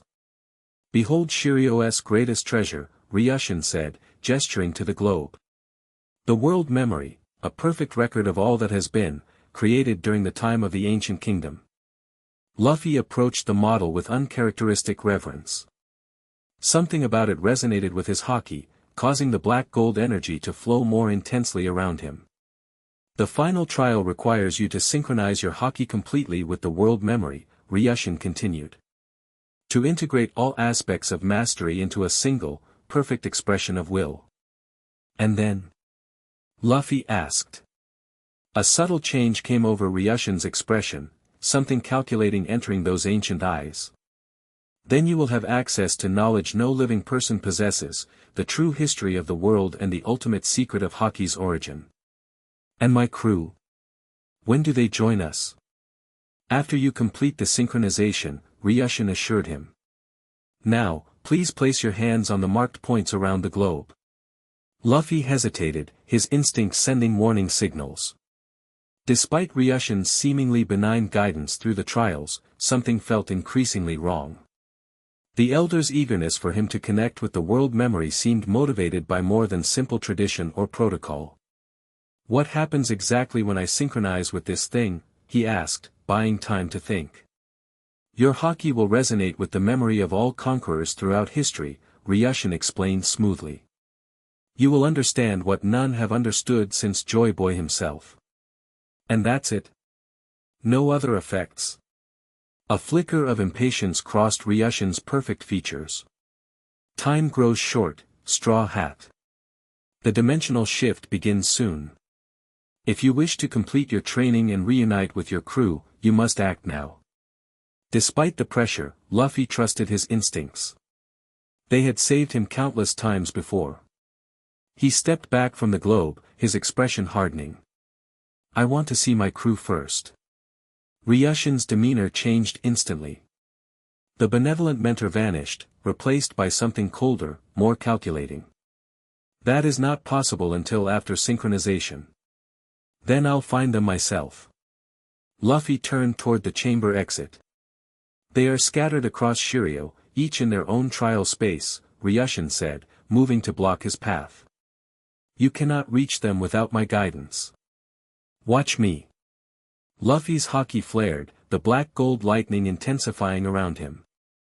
With newfound precision, he extended his senses outward, searching for the familiar presence of his nakama. To his surprise, he could feel them, faintly but distinctly, their unique signatures calling to him through the strange dimensions of Shirio. And something else, a sense of urgency, of danger. They weren't simply undergoing trials, they were fighting for their lives. What have you done to them? Luffy demanded, his voice dangerously quiet. Ryushin sighed, dropping all pretense of benevolence. Nothing. They cannot survive, if you cooperate. The trials were real, Straw Hat, as was the knowledge gained. But they serve a greater purpose than your education. Which is prevention. Ryushin's form began to change, growing taller, more imposing. The shifting colors of their robes stabilized into a stark white emblazoned with a familiar symbol, the crossed-out circle of the world government. You're with the world government? Luffy asked, genuinely surprised. CP0. I am much older than any current organization, Ryushin replied, voice resonating with newfound power. I have served the order of the world since the fall of the ancient kingdom. Some call me the first cipher, the original agent tasked with ensuring certain knowledge remains buried. Understanding dawned on Luffy. You're not Shirio's guardian. You're its jailer. A fair assessment. This island contains knowledge that would destabilize the world order, knowledge that Joy Boy intended to spread before we stopped him. When we sensed your awakening liberation Haki, we knew history was repeating itself. You had to be contained or converted. And the trials? My crew. The trials were genuine, ancient mechanisms of Shiryo that I have repurposed over centuries. Your friends face real challenges, but with a modification: failure means death, and time is running out. The dimensional shift will scatter them across reality unless you cooperate. Luffy's expression darkened. By doing what, exactly? Synchronize with the world memory as intended. But instead of you absorbing its knowledge, I will use the connection to extract and contain your liberation Haki. You may leave with your life and your crew, but without the power that makes you a threat to world stability. It was a cleverly designed trap, appealing to Luffy's prioritization of his crew above all else. But Ryushin had miscalculated one crucial factor: Luffy's complete trust in his nakama. You know what? Luffy said, a slow grin spreading across his face. I think my crew can handle themselves just fine. Without warning, he launched into action, not toward the world memory or Ryushin, but straight up, punching through the chamber ceiling with Haki-reinforced fists. The impact shook the entire tree temple, creating a chain reaction that destabilized Shirio's carefully balanced systems. Stop! You don't understand what you're doing. Ryushin shouted, their perfect composure finally cracking. The dimensional engines are already initiating the shift. Without proper synchronization, the entire island could fracture across realities. Good, Luffy replied, continuing to tear through level after level of the tree temple. My crew will find their way out. They always do. As if summoned by his faith, explosions echoed throughout the structure, familiar sounds that could only be Frankie's weapons and Usopp's plant-based ammunition. Somewhere below, the distinctive clash of Zoro's swords against crystalline barriers reverberated through the living wood. Your friends cannot defeat the island's security systems, Ryushin insisted, pursuing Luffy upward through the broken levels. They were designed to contain beings far more powerful than mere pirates. Luffy paused his ascent, turning to face his adversary with calm confidence. Then you don't know my crew very well. On cue, the entire eastern section of the tree temple shuddered as Jinbe's fishman karate breached what must have been a primary support. From the western quadrant, the unmistakable chill of Nami's weather attacks frosted crystalline surfaces until they cracked from thermal shock. Above them, Robin's multiple arms could be seen dismantling some complex mechanism with methodical precision. Ryushin's expression shifted from confidence to genuine alarm.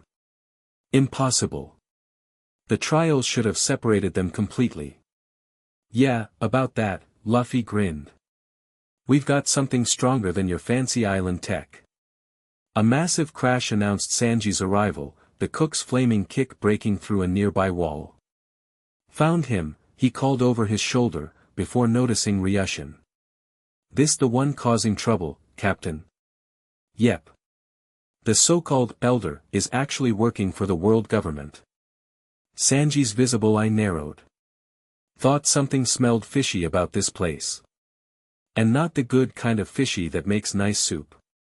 One by one, the rest of the straw hats converged on their position, Zoro slicing through a crystalline barrier, Chopper crashing through in monster point form, Robin calmly walking through a doorway she had apparently unlocked, Nami sliding down a frozen waterfall of her creation, Usopp swinging Tarzan style on what looked like a hastily grown plant vine, and Jinbe breaking through the floor from below. How?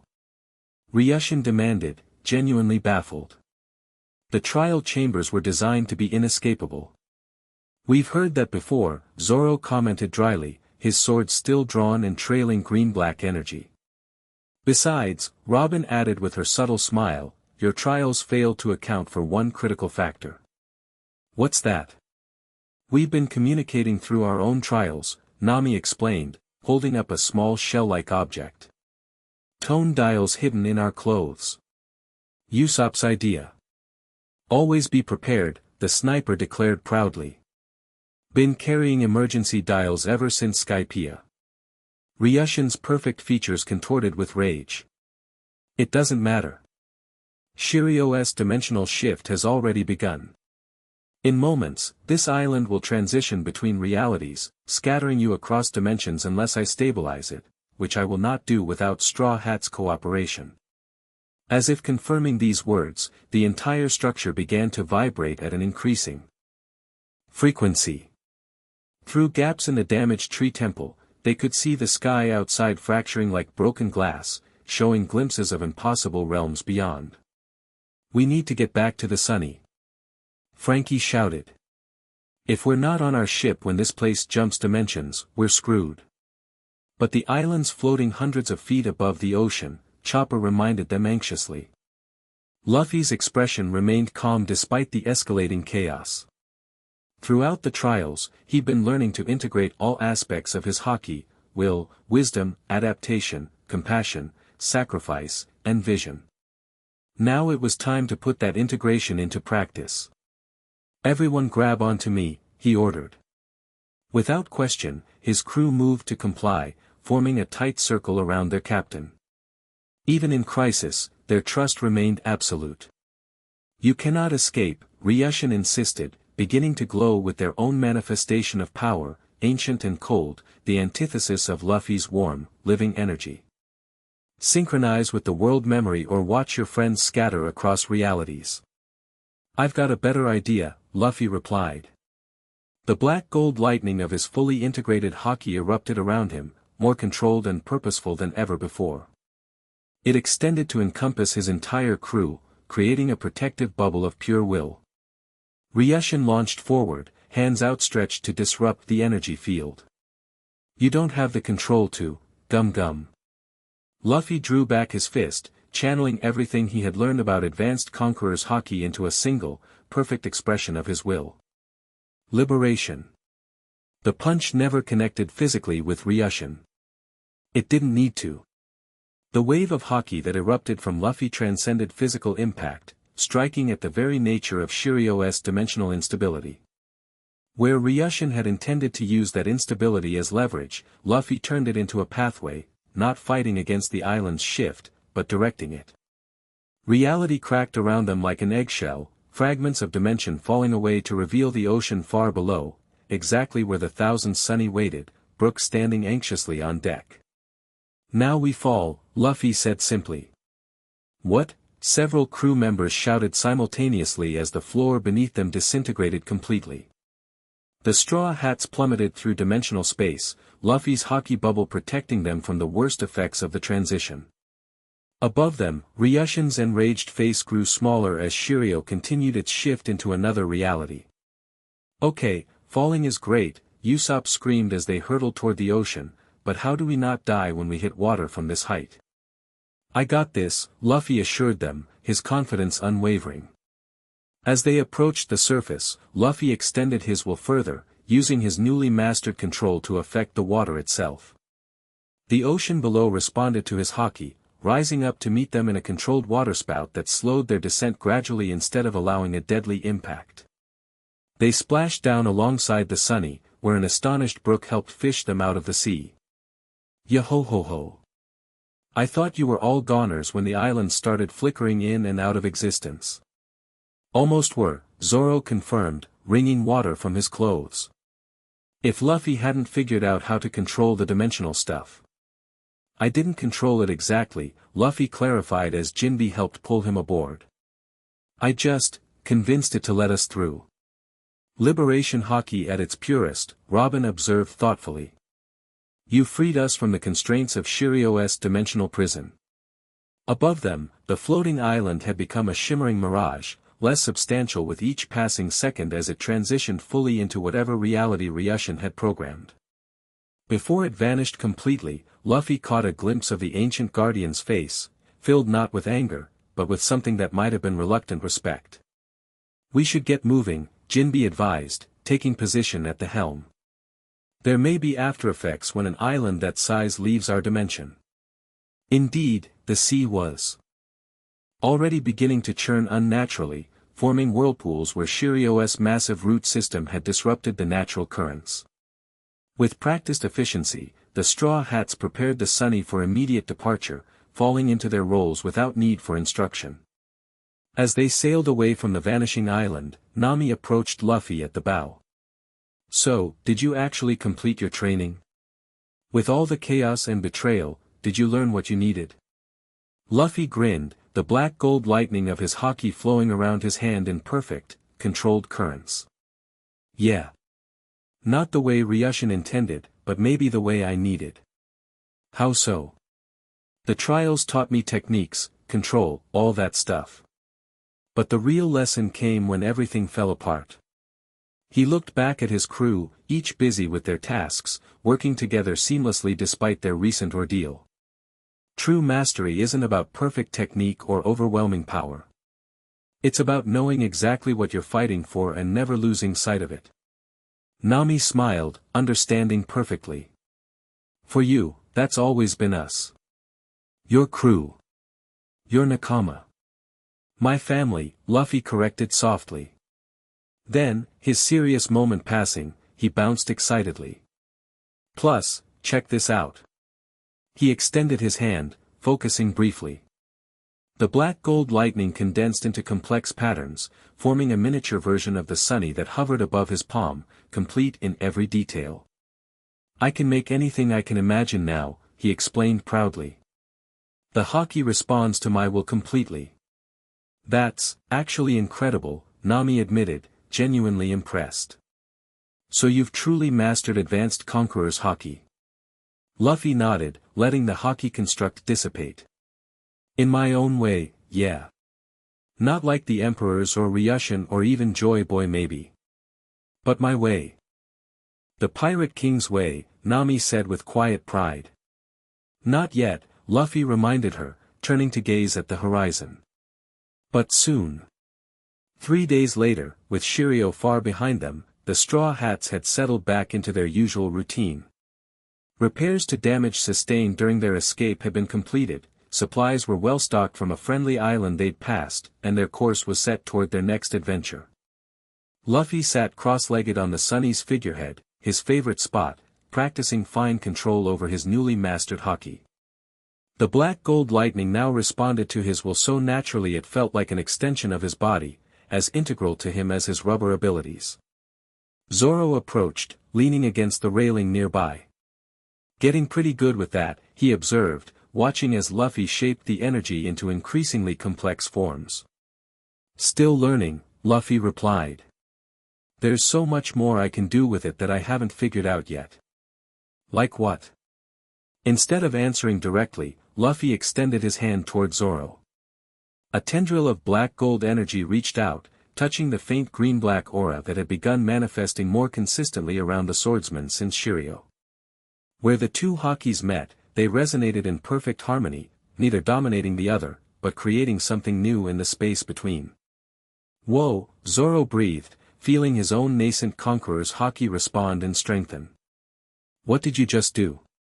"Liberation Haki isn't just about freeing from constraints," Luffy explained, sounding uncharacteristically philosophical. "It's about revealing potential.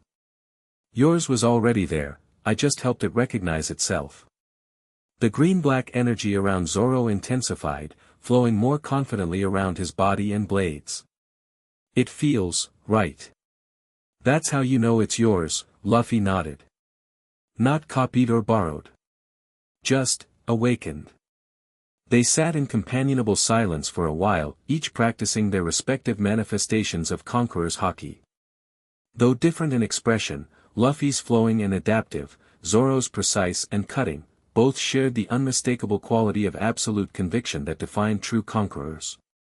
"Captain." "Zoro."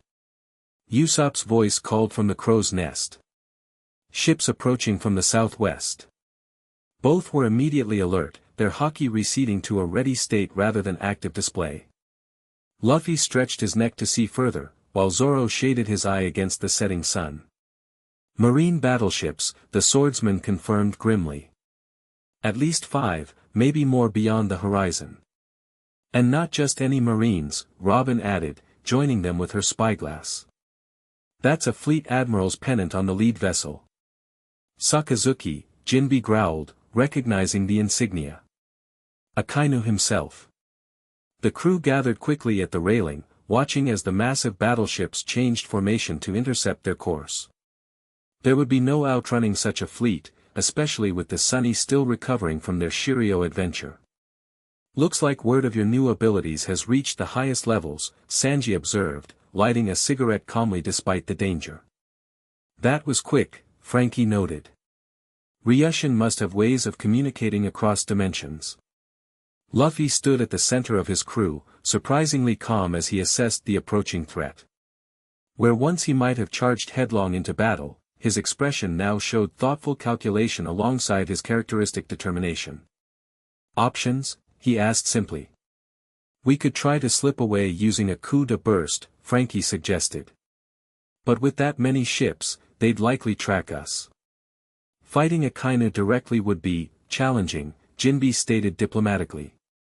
Even with your advanced Haki, Captain. Plus all the vice admirals he's probably brought along, Nami added. This looks like a serious capture attempt. Luffy nodded, considering. Then a slow grin spread across his face, not his battle grin, but the one that meant he'd had an idea his crew might not entirely approve of. I've got a plan, he announced. Why do those words always worry me? Usopp muttered. We're not going to run, and we're not going to fight them head-on, Luffy continued. We're going to show them exactly what they're dealing with. He turned to his crew, the black gold lightning beginning to flow around him in controlled, beautiful patterns. Everyone get ready. When I give the signal, Frankie, I need a coup de burst straight up, as high as the Sunny can go. Straight up. Frankie repeated, confused.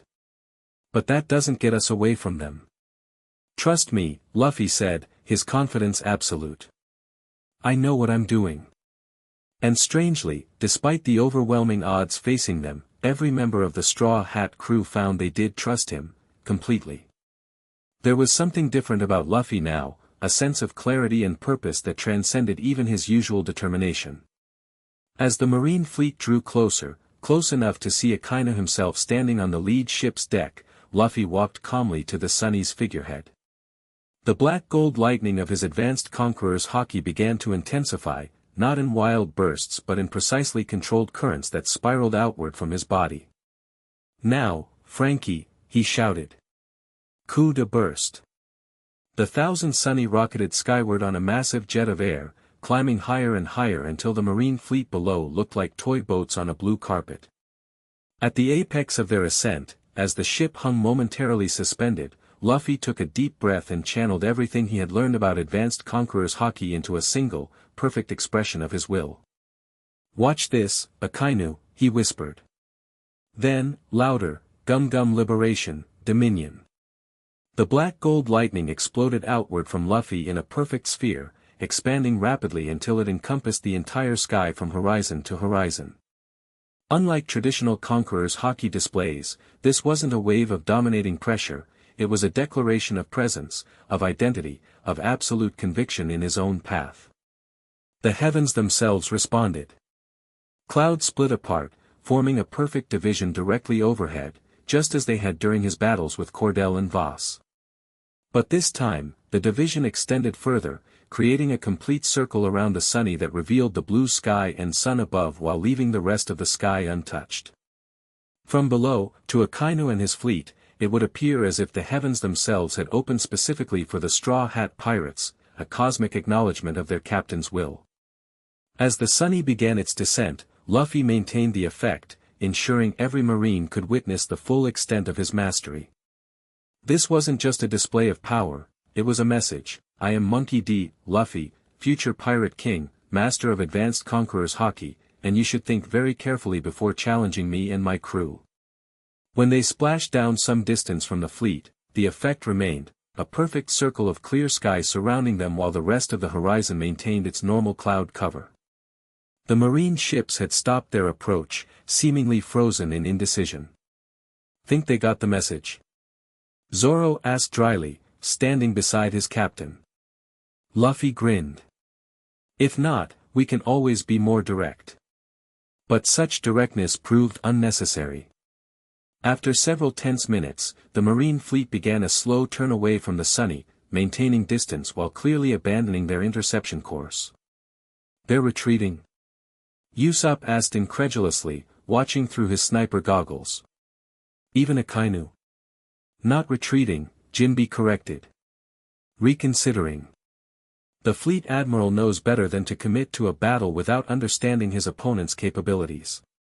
What Luffy just demonstrated would give even him pause. It won't stop them forever, Robin cautioned. If anything, the world government will be even more determined to neutralize what they now recognize as a truly significant threat. Let them come, Luffy said confidently. We'll be ready. As the marine fleet disappeared over the horizon, Luffy finally released his hold on the sky. The clouds gradually returned to their natural patterns, the cosmic display of his will fading but not forgotten. Every witness would spread word of what they had seen, how Straw Hat Luffy had commanded the heavens themselves, achieving a level of Haki mastery not witnessed since the legendary figures of the past. That night, as the crew celebrated their narrow escape with a feast prepared by Sanji, Luffy found a quiet moment to stand alone at the stern, watching their wake stretch behind them into the darkness. Robin joined him, her scholarly curiosity evident in her expression. That display earlier, she said without preamble. It was more than just intimidation, wasn't it? Luffy nodded. Something I figured out during the trials. Advanced Conqueror's Haki, Liberation Haki, it's not just about fighting. It's about declaring who you are to the world, without compromise or apology. A king's privilege, Robin observed. A free person's right, Luffy corrected gently. Everyone should be able to be exactly who they are. Robin smiled, recognizing the profound yet simple wisdom that had always made Luffy special, now refined through his mastery of Haki. And who are you, Monkey D. Luffy, now that you've mastered this power? He thought for a moment, then answered with characteristic directness, still just Luffy.